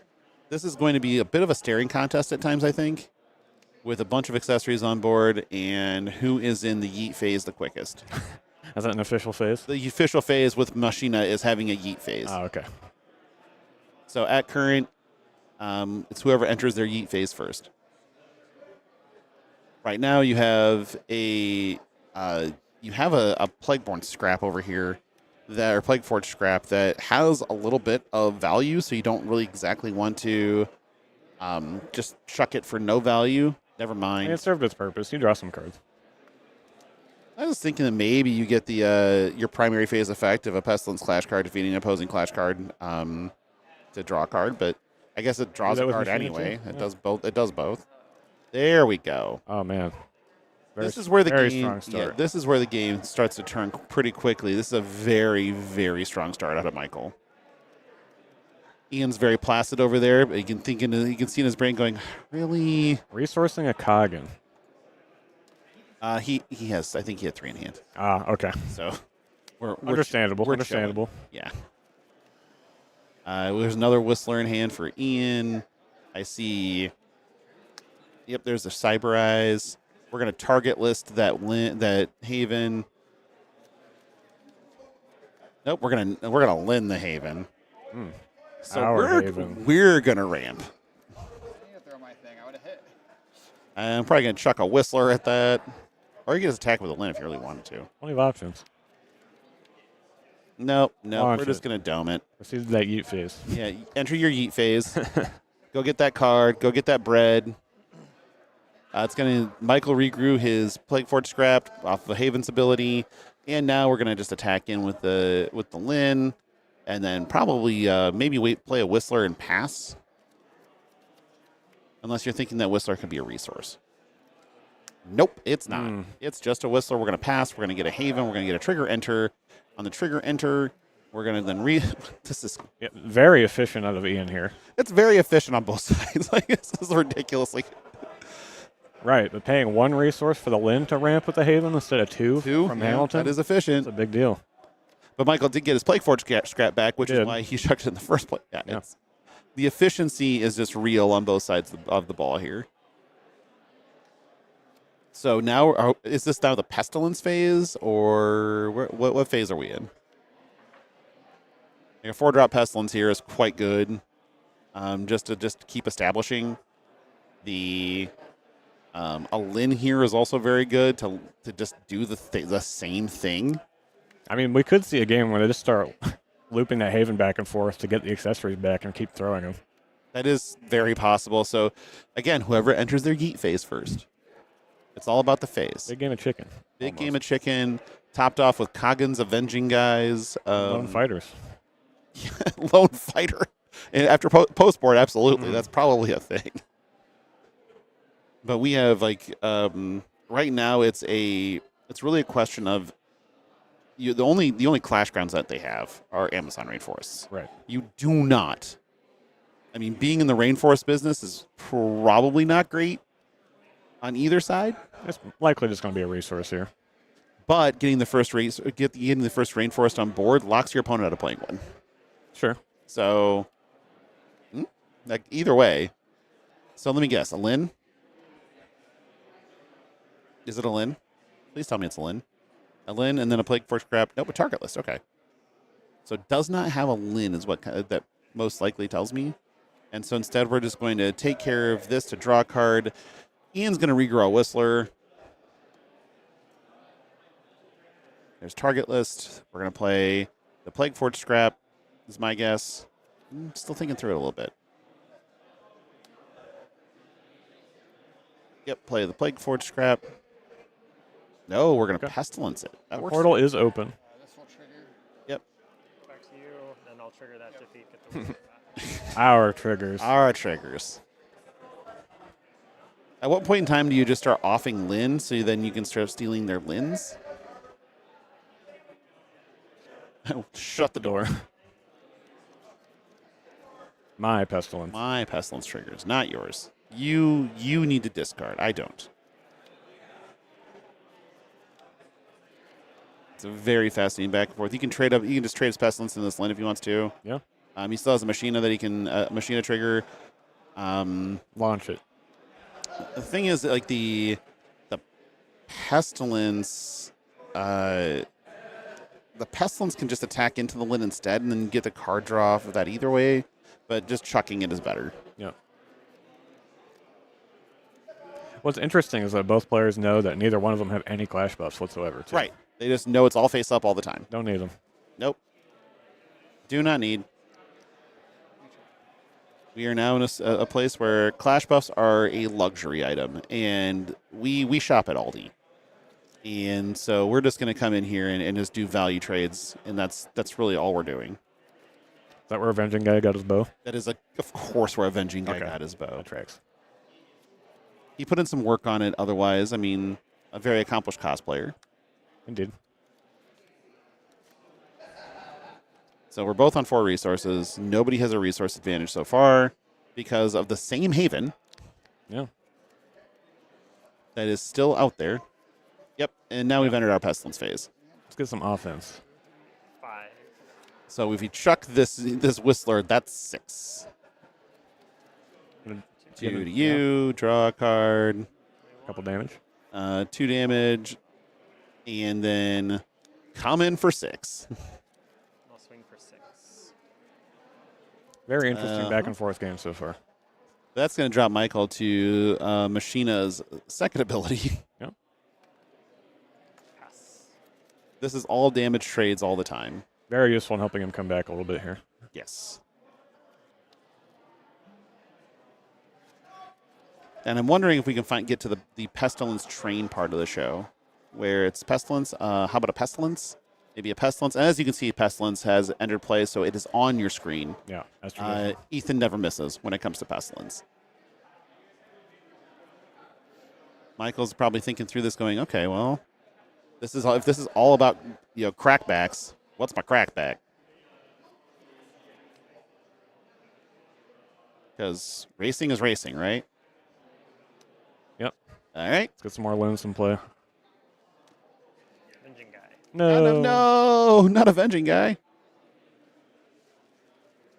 have a Lin. I've got a Lin, and that's it.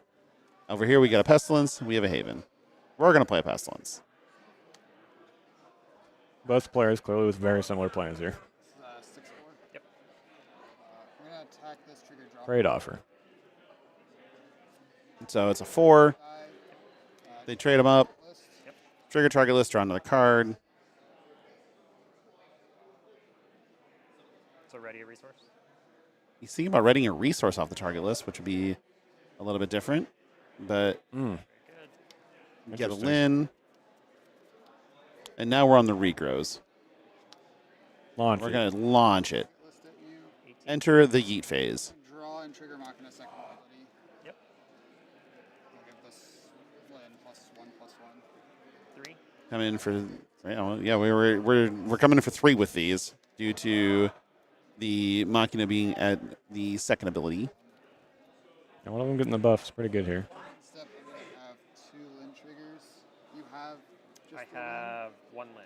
I have all in. Your Lin. I'm going to get this Our Haven. Lin. I'm going to get this Lin. First, you're gonna draw a card.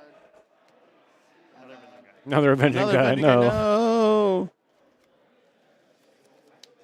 And now we have blockers. We can obstruct for days. And we're going to resource. We're going to get ahead. Now we're going to get ahead on resources. All this game, it feels like will just come down to who uses the Lins better here. Yeah, this is wild, actually. There's a lot of back and forth and switching for dominance here. And what's the answer? I mean, like in this situation, obviously you have the portals closed, so your pestilences that are going to cause you to discard cards. And paying 2 is very expensive. And this is a pretty established board here. You don't really have anything that is good at just clearing the board entirely in one shot. Yeah, Machine is good at picking off smaller clash cards one at a time. Having a board of them is tough. And Michael played out a turn that just developed. And Ian's got to be thinking, all right, do I have a way out of this? Because a target list here is just going to go and bring everything back.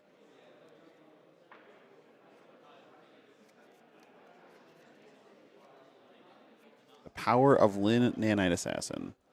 Ian's got a lot to think about here. He does. This is a big thing to think about. We're going to target list. Tony counter. We're going to target list Lin. His Lin? Yeah, he's target listing his own Lin. Okay, because I can see the difference in the sleeves. That's the only thing I got going for us here. You almost want to diminish off this Lin. Have any units? We're going to think this through. Be ready to toss this if we need to. A Whistler. We can toss the Whistler off the Lin, draw a card. It's a very sad Whistler without those Avenging guys. It's Keep a getting tossed in the very, bin. very sad Whistler. Give -1/-1 to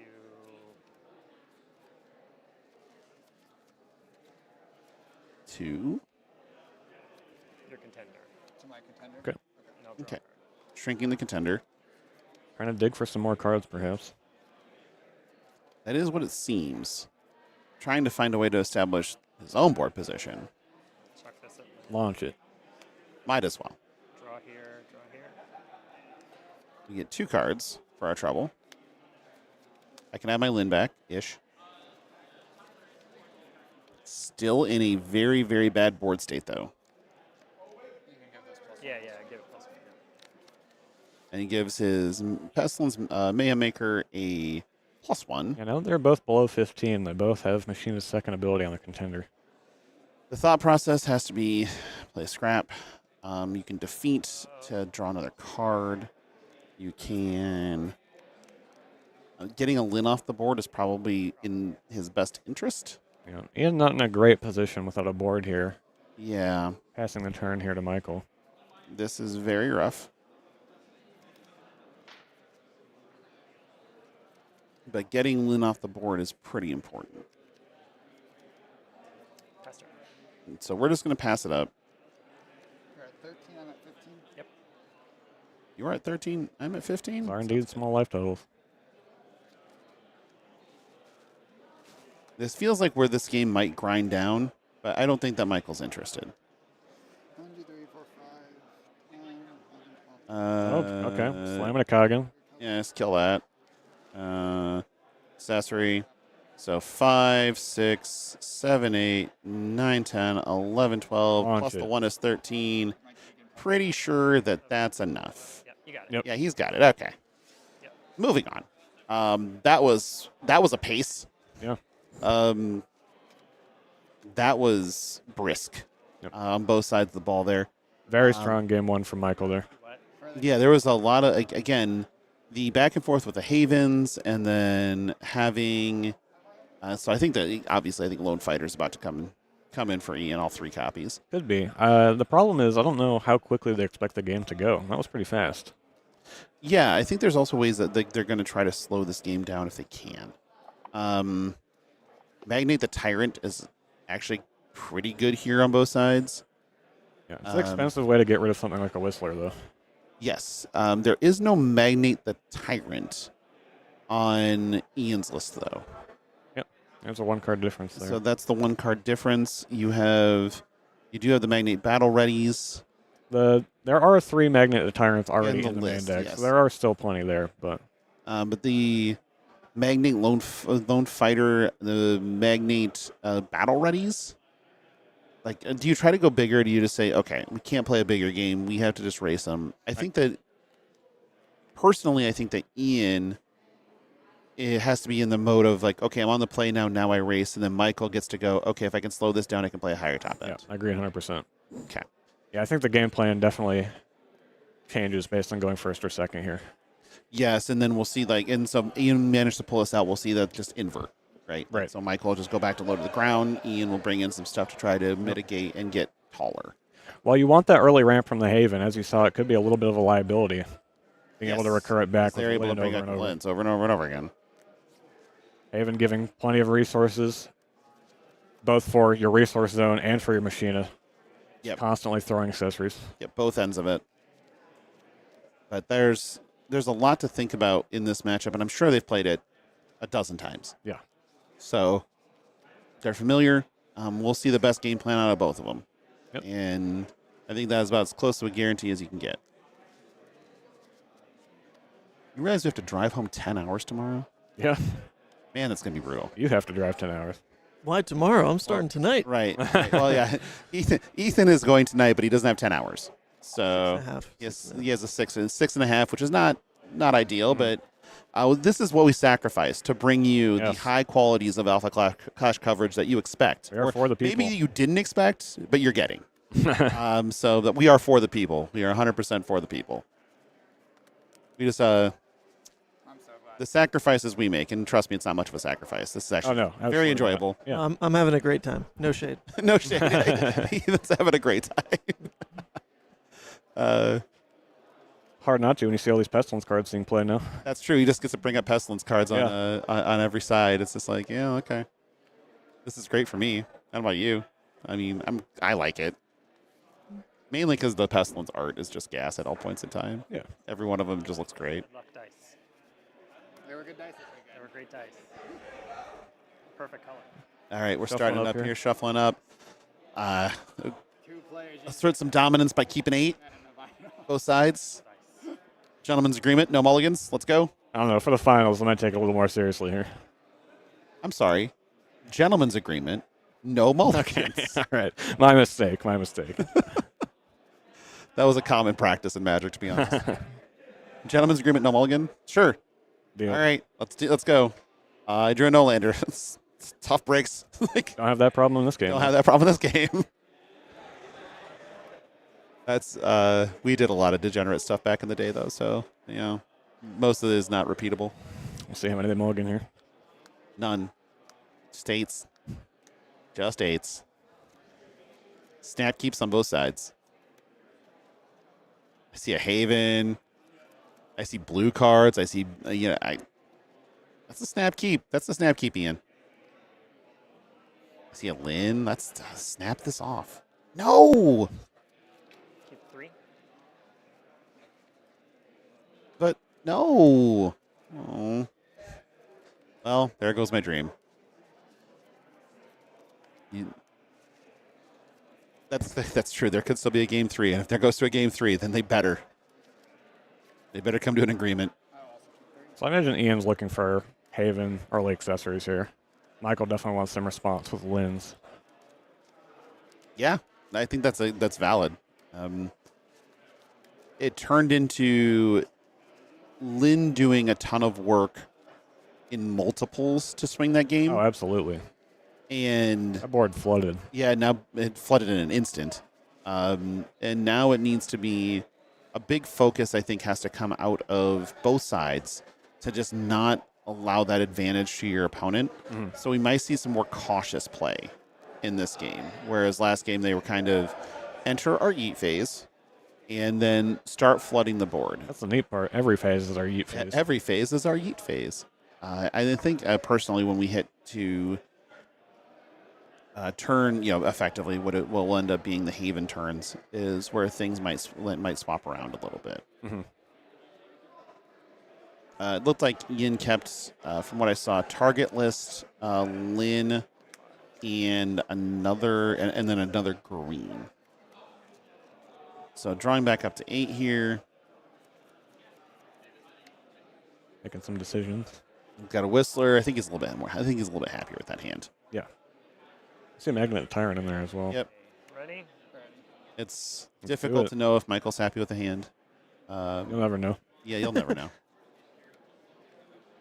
He runs that bluff. Whistler. Yep. Yep. Clean. Don't want to develop a Clash card quite yet. Let's get launched into the sun. Yep. Yep. Cyber Eyes. Okay. Why don't we have zones on these mats? You know what? I'm over it. A little bit of a thing for me in here. He's going to go ahead and my guess is he's going to actually, this is where he's going to play a blue. He's probably going to enter his yeet phase right about now. But developing a Clash card just feels wrong. If you want to develop the Haven, that's the biggest question. It Assuming he has depends. one. So like you develop the Haven, your entire turn for the next phase is going to be Michael developing his the same Haven. Yeah. But then you get a chance to pick off the Lin potentially. Okay. A Lin in the resource Lin in the zone. resource zone. 23. Okay, considering he's launching it here, I think Haven might be the play. I'm pretty sure it is because then the Haven will end up getting the value Right. off of the Whistler. Okay. So, yep, we're going to play the Bountiful Collector. We're going to grow a resource here. If Michael has a Lin, it's very predictable that he's going to throw some Cyber Eyes at Ian and at the Haven, and then regrow it on his turn. Might as well get that chip damage in there. You know, Haven's not You long know for it's this not. world. Yes, yeah, you know it's not living. That is 100% not a thing. Unless, okay, sure, game plan, game recognized game. I Don't get need it. those Havens. Michael. There's Lin. Yep. Here Yep. comes the Lin. Melon. Yeah, there's Not Pestilence. avenging it this time, for what it's worth. Well, you know. You wouldn't. We're friends. Oh, and a target list. Okay, great. Please, no. Well, he doesn't have any green. Right side? Don't need it. Apparently don't need it. You can just play mono blue Machina and be good. The thought is not much of a thought. It's chuck this at the Haven. Give me that Haven. I want a Haven. Throw this here. Yeah, throw this here. I get it. Go get a Whistler. Draw a card. And then I'm going to have a targetless trigger on the stack. Yep. Is targetless writing a resource or is targetless drawing a card? Looks like a pick draw card there. That draw card was off the Machina. I'm going to use the targetless to draw. Okay. He's going to draw a card with targetless now. Yep. So we talked about those swingy Right, yeah. turns. Michael having the same plan as the last game here. 20. That's a pretty good plan. Yeah. The case game of you're wondering. chicken, and Ian blinked first with that Haven there. Yeah, I think that this is a decision of you get to untap with 4 resources first. Yeah. And that probably means a ton. That being said, on Ian's side, it's so hard not to play the Haven on turn 2. Right. It's just the ramp early is so strong. And the recognition from Michael that was going to be the case, that he was just going to be able to have a Haven regardless, and being able to resource the 2 that he Right. resourced is just, Yep.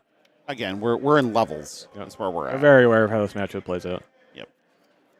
There's also a Cyber Optics for Haven to get back on Michael's side.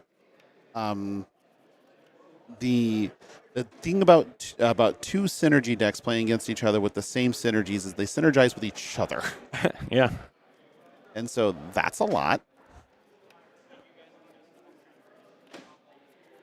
So we're going to get a lot of thinking all of a And sudden. not only are they playing the same decks, but they're playing each other's cards. Yeah, that's also happening. Our decks. Our decks. Why don't we just shuffle them together? Yeah. And just draw off the same deck? Probably just Very accomplish the similar same result. thing. Yeah, same thing. Let's play Yorick Alpha Clash. I mean, what could go wrong? Yeah, sure. We're going to do this. You know I have a list. Our and Haven. we also have a target list, so we can... no, we don't need more blue. So, can't target list, but we do have a Whistler. We can always whistle. And then ramp. No, we have a scrap. We're going to ramp scrap. Choosing to not open the portal. Does not want to give the advantage on a Right. pestilence to if he doesn't have one. That's another game of chicken they have to play. Is the portal with the There are pestilence. so as many well. games of chicken in this Yeah. matchup. It's like, well, I don't want you to have this. I'm gonna keep that door shut. Who's blinking? Who's eating? It's a lot. Answer is yes to both. So now you have an option. You can just attack into. You don't think you do that. You just chuck the. The scrap. Get the Haven. Launch. Get your bounty, and now you you consider linning into Lin, depending on how valuable that Haven is. Could ramp again though. You could.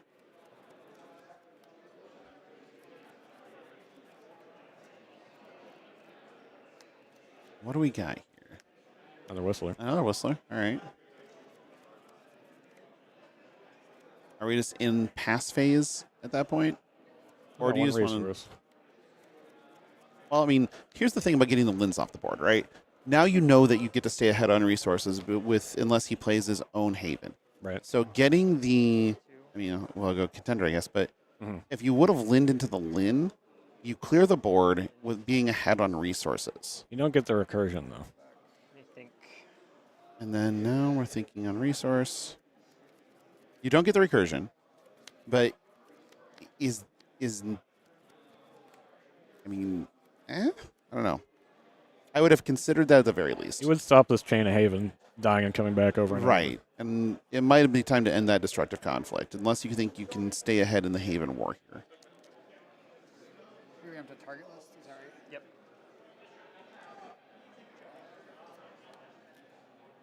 So Michael is now going to be on his 4 resource turn. There's a speed bump of a Haven out there. The scrap and the discard. The scrap and the discard, so we do have a target.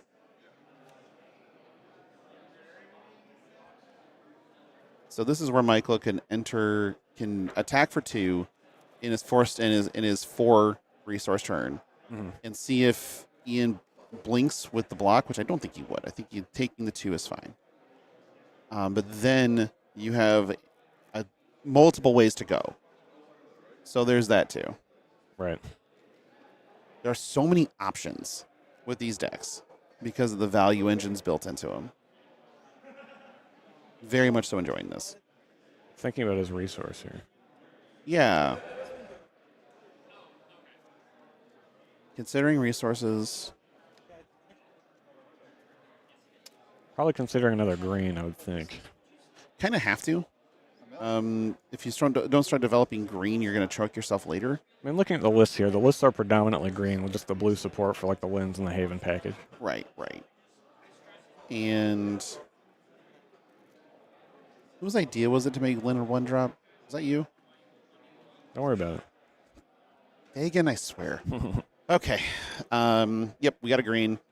Magnate the Tyrant, though. So a card that we talked about being kind of important in this matchup. Hitting the resource row. Being able to deprive accessories is pretty clutch here. Yep, and here's your problem. More Lins. More Havens. More Lins, more Havens, more diminishes. Yeah, I don't need that. Another target for the 2 Lins so he can get double Haven back.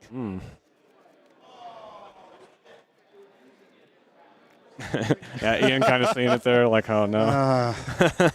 Great. That was pretty much the worst diminish possible at this point. He's going to get the Lin so that he can shoot the Lin, get the Lin Brutal. back. Still get a Haven back. It just changed the complexion of everything. And because the complexion has changed in this matchup, Like scrap. Yeah, we're gonna get a Lin back and a Haven back, and able to put a bounty counter on the other Haven again. Right. This is getting out of hand. I think Ian is kind of noticing that there's. Not looking great for him at the moment. I don't think I can win the Lin train here. The problem so far is they haven't done too much damage to each other. They've not, but we saw that that damage in the last game kind of came in chunks. It kind of came in waves of 5 or 6. So with 2 Lins on board here, and you're going to get a Lin and a Haven back. The other 2 are jockeying for some board control. Yep. And so you're going to end up with, you can just kind of crash in for 4 regardless. And Ian is heavily disincentivized to block. take 2. 21. I'll attack with the other one. Yep, you might as well. 19. And then pass it up, go get Haven, and Lin back. Lin, and then just play a Haven, sure. Insane value. The value engine is so good. And it turns out when the value engine's the same on both sides, even better. Even multiplied, though. Yeah. Stealing each other's. Avenging guy. I'm going to go to my. No avenging guy. I'm going to get your Lin and your Haven. So that ramp I is would like your big. Haven. I would like your Lin. I would like to put a bounty counter onto your Haven. I would like to diminish another Haven. Oh, boy. What that ramp does is it sets up Michael to be able to play Kagan on the follow-up as well. If he just plays one more Or green. his entire hand. Or that. I mean, Unfortunately, this is very similar to last game. unfortunate for Ian, yes, absolutely. because now he has not a lot going on. He kind of has to blow up one of the Lins. If he can bounty counter before doing it, great. But all of these Lin triggers are going to be brutal. And you can't really try to do it through damage because we can just speed blunt block, protect our Lins, Right. and still have every trigger. I don't think so. But when you lend me, You put a bounty. It was on mine. all right? A little bit of confusion here with how many triggers there are. There was just a dice sitting. Clearing it up Yeah, here. these board states are not easy. Everybody's Oblivion is everybody's Oblivion. Everybody's board is everybody's Right. board. Like sharing is caring. I get it, but this is out of hand. 19 playing 20, but on the 20 side, you have 2, 4, 6, 8, 10 power to 1. Like we talked about before, it's so hard to clear a big board with this deck. Right. It's just getting wide is so advantageous. This is why, like, the discussion of trading the Lins, I think, is something to kind of keep track of. Right. Because just stopping the train. If you think you can turn, it's easier for you as the person on the play to get around the corner better. Just stopping the Lin train Won all these cards. becomes crucial. So That's a now we're on fourth 6 green. resources. 4 green. I mean, you can cog in a Lin, attack a Lin. Clear it up a little bit. You can try to, you can throw the accessory at a Lin. The Lin that's tapped down. You can then, or that's untapped. You can then Coggan could clear cog in them a all with Lin. Machina. You can machine it down and clear all of the Lins on the one side, which I think you have to do if you can. Maybe not. Oh, we You got can a get rid of the target list. We got a Okay, tyrant. I need the tyrant here. so you can still clear 2 Lins here, which is still probably pretty good. Launching that Gamma Spear. Yeah, just yeeting, a different form of yeeting in this case. This time it's a Gamma Spear. Turns out this game's just about eating. Yeah, who knew? So now we have Whistler attached to there, but it's going to goad. It's not really going to do much else because it only gives the +2s to Avenging guy. Yep. So it's just to get the goad trigger to make something attack into it. It has flight, so it's not going to be blockable. So it's going to be able to chop down one of these Lins. And probably goad a Lin as well. It still does not bode well for. An attack at one of your lines. Interesting. All right. If you want it dead, I don't want it dead. Attack a Lin, goad a Lin.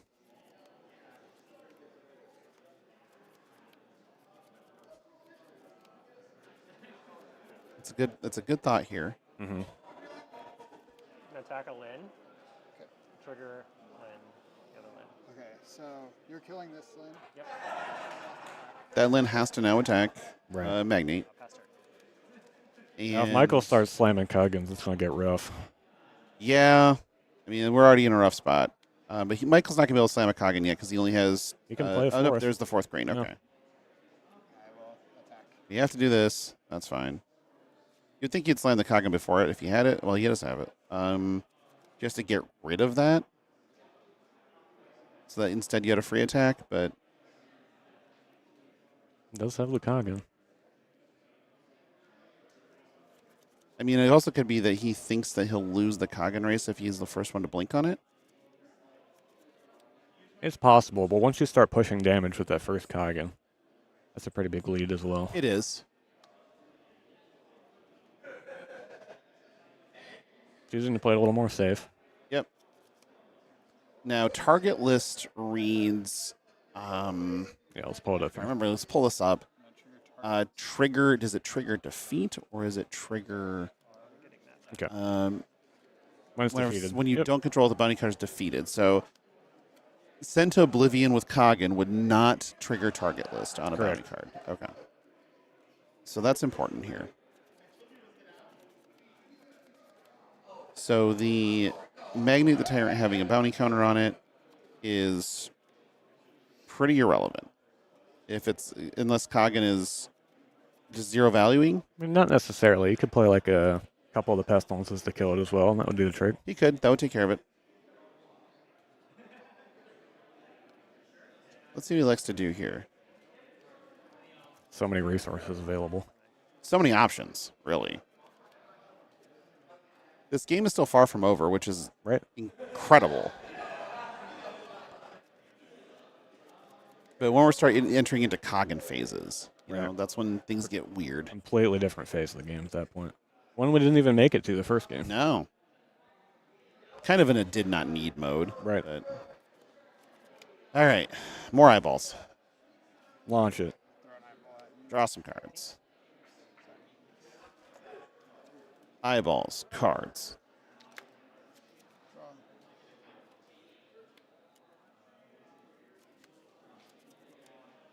A lot of thought goes into a lot of these play lines.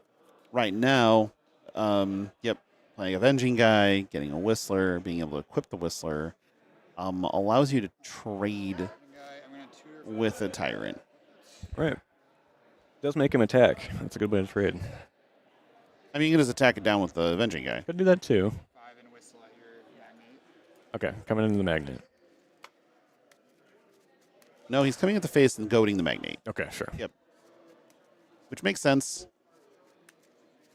The thing is, if there's a Kaga behind it for Ian, the gets rid of the Avenging Guy, you're no longer obligated to attack something that isn't on the board. Right. Turns out something can't attack was dead. Yeah. I mean, two can keep a secret if one of them is dead. And also, like, the Lin is going away. Like, that much is very true. Because we can chuck a Whistler and kill the Lin that's on Michael's side of the board. You have Lin and Haven, you said? Just 2 havens. No more lens for you, please. No more Lins for you, please. I need a while, okay. We have one trigger, I believe. We'll get a Lin. Uh-huh. I'll put another bounty counter here. Second bounty. Many bounty counters. Pestilence gone. Then it's your turn. Just efficient board presences. And down to 10, unlocking Machina's second ability. Machina's second ability unlocked at 15. It does. It does. So we're able to throw accessories, make things bigger. So you have 1 Lin standing up. I have 1 tapped, 1 untapped. Okay. We have a 5 power flyer with 2 bounty counters on it. There are 2 Lins in play and a target list. So finding a Kagan here is pretty important. If not, you basically have to chuck a Whistler first Too much of a board. to get the Yeah. Lin gone. Like it's a big board. Big board. They're going to resource. Yeah, not only do you have all these smaller Lins and Havens, but now you have an Avenging Guy to deal with. Oh, that's a problem. So Taking the 2, trade. Yep, taking the trade. Target list draw. It's a lot to deal with. So you can off a Lin so you don't get that Lin trigger, but you're still going to get one. You can... There isn't a lot to do. You elected to not resource. Mm-hmm. Interesting. So either you just don't have any... I mean, the deck's pretty low to the ground. Right. There's not a ton of huge swings in it. Still could play a Kagan, but not quite what you want to be doing here. No. Well, unless it's to clear the Lins. It would do a good job at that. If you're going to clear the Lins with a Kagan, I think that's fine. In Ian's position, though, you have to be so scared of whatever Michael has in the clashback with only. Yeah, well, you have And to be health conscious left. of his Kagans. You have to be. But if you had a Kagan, wouldn't you have played that to eliminate the Whistler? Having to attack the Avenging Guy. Launch it, go in. You just launch it a Lin. Try to make sure that these bounty triggers don't happen.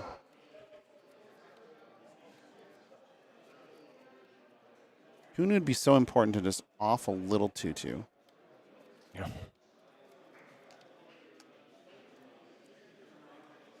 If you have a scrap, you can open the portal and then play a pestilence, -2.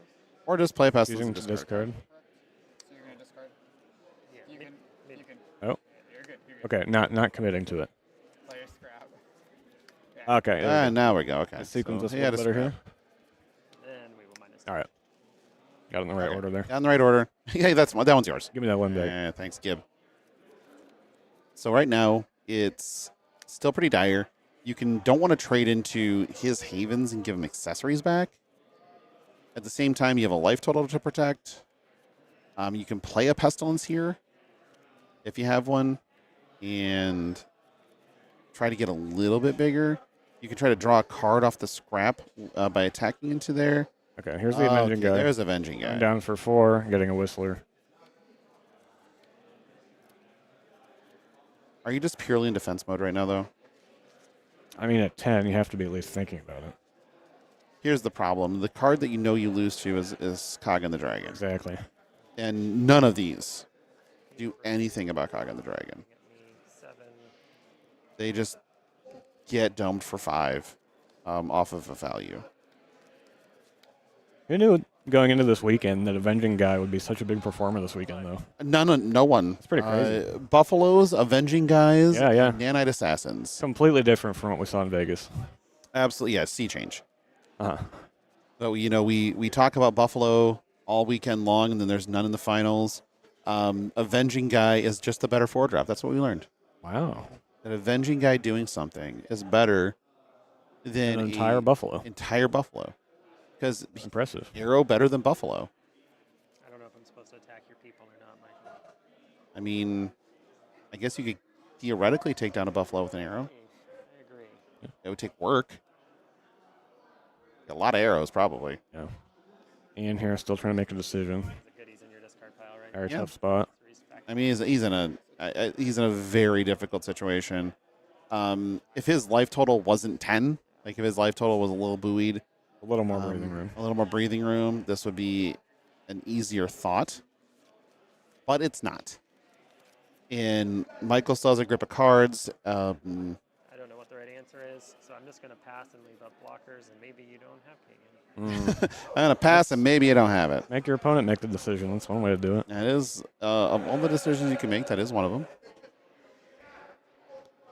Michael's decision probably amounts to Kagan, your Avenging Guy, attack for 5. From Ian's perspective, you have to think about your outs here, about how you can win. And sometimes the correct answer is to do one that doesn't feel very good. Yeah, no, I understand. And so here we can just play the dragon. We can off your Avenging Guy. We can throw the Whistler. Oh, Play that's the so much Lin. value here. Do that. Now throw the Whistler. Kill the Exactly what Ian didn't want to see. Pestilence. And then we're going to come in for 9. Launch it. Yep, just send it. Don't need that bow. Maybe we need that bow. Well, there's some thought processes here. Yeah. He can't, because he's at 20. Funny enough, if Michael was at 15, this would be game over. But he's not. This here I'll draw. Don't need the Whistler. Yeah, it's not important. Targetless trigger. So the bow shooting arrows, we're just going to be shooting the entire bow. So now we're going to attack for 9 total and put your opponent to 1. Opponent has no way to gain health. Yeah. Putting him in check for the next turn. Yep, it's mate in 1. 1 to 3. I'm gonna put you to 2, and then we're gonna pass and trigger Lin. 2 is essentially that next turn. 2 and 1, He's just effectively the like same two- life two and total. one of the same life total. So just playing it safe. Mill another card. This is endgame, and Ian knows it. Can Ian do anything to get out of this? It's No, looking very he would rough. need a Magnate the Tyrant to take out the accessory, and he would need something to wipe Michael's board. Yeah. And I don't see those cards in the list. Just going to make it look good, Michael. I'm going to make it look good. That's the way to do it. Kagan your Kagan. Or Kagan your Lin, attack your Kagan. Michael here clearly looking very comfortable. Yeah, he's chilling, as you like to say. He feels pretty good about this matchup. He feels pretty good about his life total.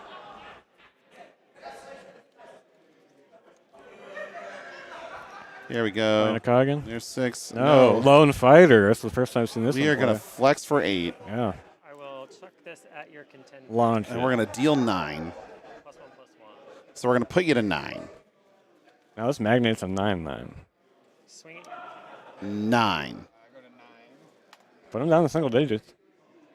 You know, 9.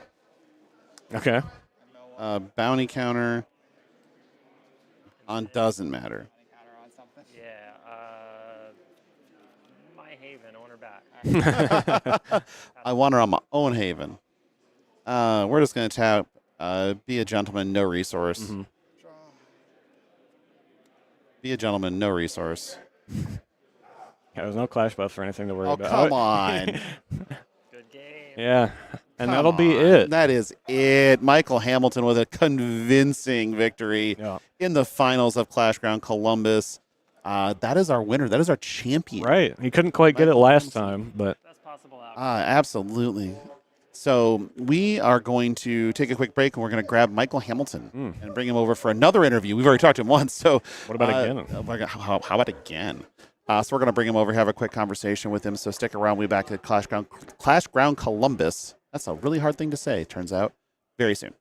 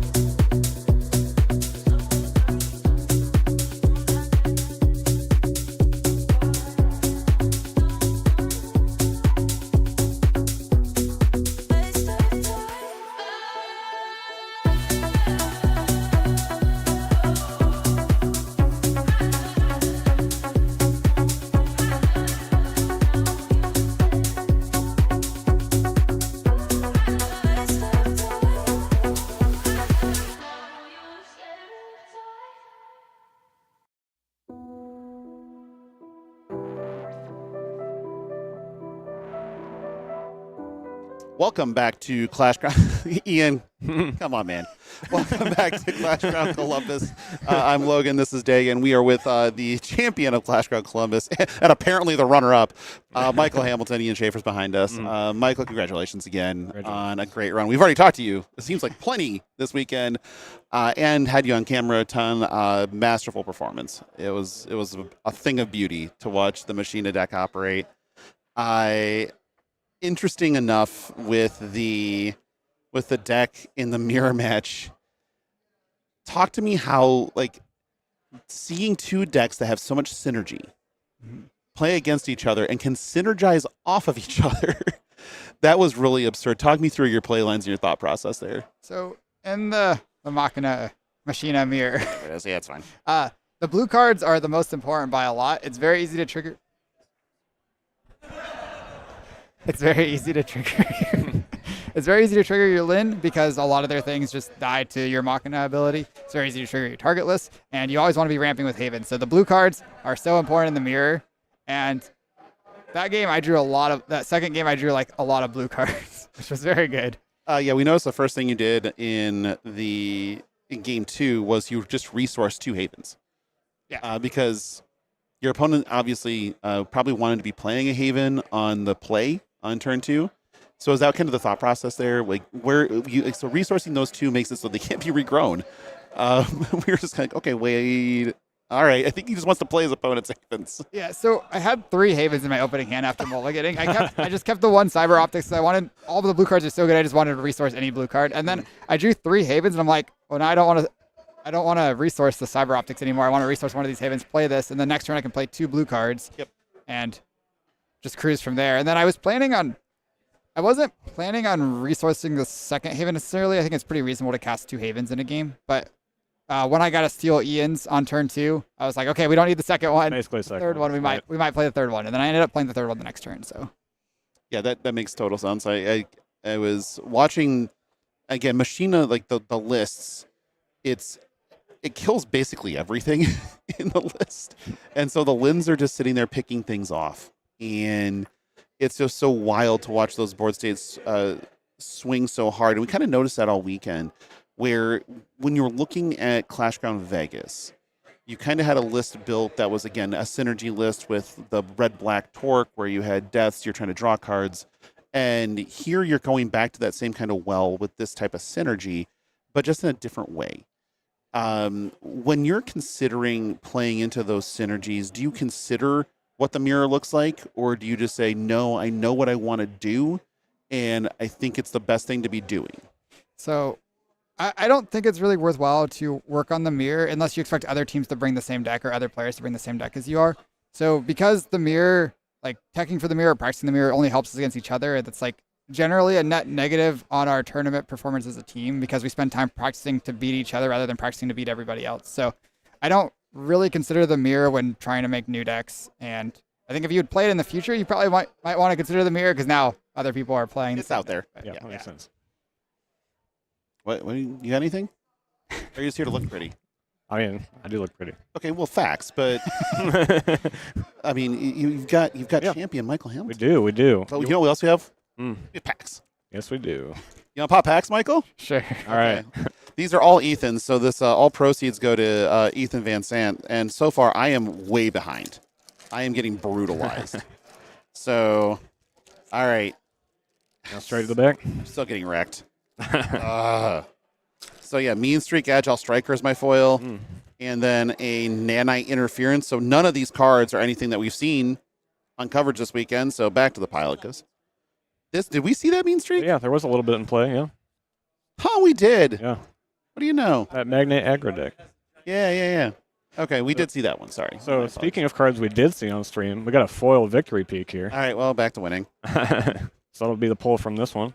All right, Michael. What you got? I got a foil Mean Streak helping outs and a Frozen Tundra. That's my rare. Okay. All right. Okay, so Dagan's up on this one, so it's 1-0. That's the next one here.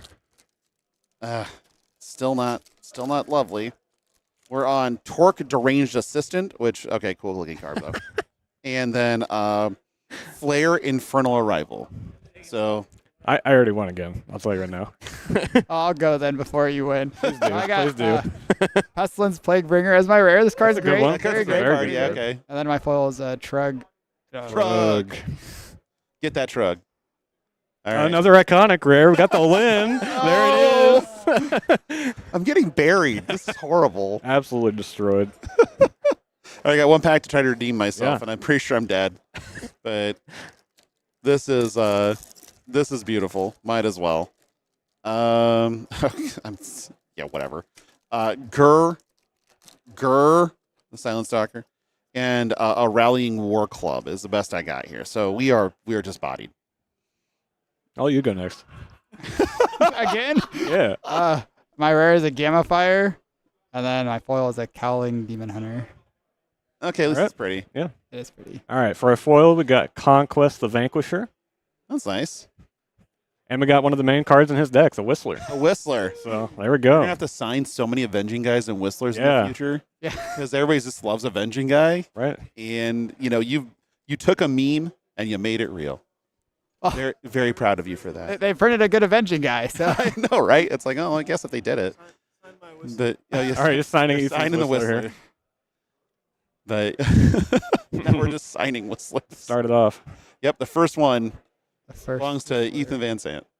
But again, congratulations. What a performance. That was a dominating run through the top 8, by the way. I think that you took maybe 12 points of total damage over the course of Yep. the top 8. Masterfully played. And My quarterfinals, it wasn't on camera. I actually those games were very close against Okay. my teammate Matt. Against back Matt, there. okay. Yeah. yeah, also, I think that you need to send some a check to Lord Krung's family after what you did to that deck. Yeah. That was horrifically impolite. I felt bad. I'm like, I'm supposed to just pass here. You got 6 traps. I'm not hitting you. Right, I'm not doing anything. Yeah, Okay, That's fine. scary. And yeah, it's exactly what you're supposed to do. Is just like as we were watching that match, we're like, great. Right. So after getting second place in Vegas, how does it feel to fully get through and get first this time? It feels really nice. I was a little bit worried I was going to lose in the finals again to a deck that I put a lot of work in. Right. But I got there, and that was really cool. So Yes. I'm really happy to win. Awesome. That's awesome. Well, again, congratulations, and thank you to everybody who's been joining us this weekend. It's been a true delight casting for you. Michael, Zach Bunn's in the chat. Zach, Zach. how's it going? Hey, Zach, how's it going? Again, congratulations to you and all your teammates. Job well done. Deck was a pleasure to watch play. We already know that people are buying the cards for it, so Oh, you yeah. probably should know the mirror a little bit if you're going to play it again. But we do have events coming up too with the Realm Fest that's coming up in July, I believe July 20th in Princeton, New Jersey. That's going to have Star Wars and Pokemon and Flesh and Blood, and I think there might be an Alpha Clash event. I don't know for sure yet. But we will be announcing the Alpha Clash Pro Tour and Worlds and Nationals very soon, and the next Clashground. So Yeah. they will be coming soon. You're just rubbing it. Pay me Ready. Let's again. go. Let's go. So we will have a lot of announcements coming soon on those.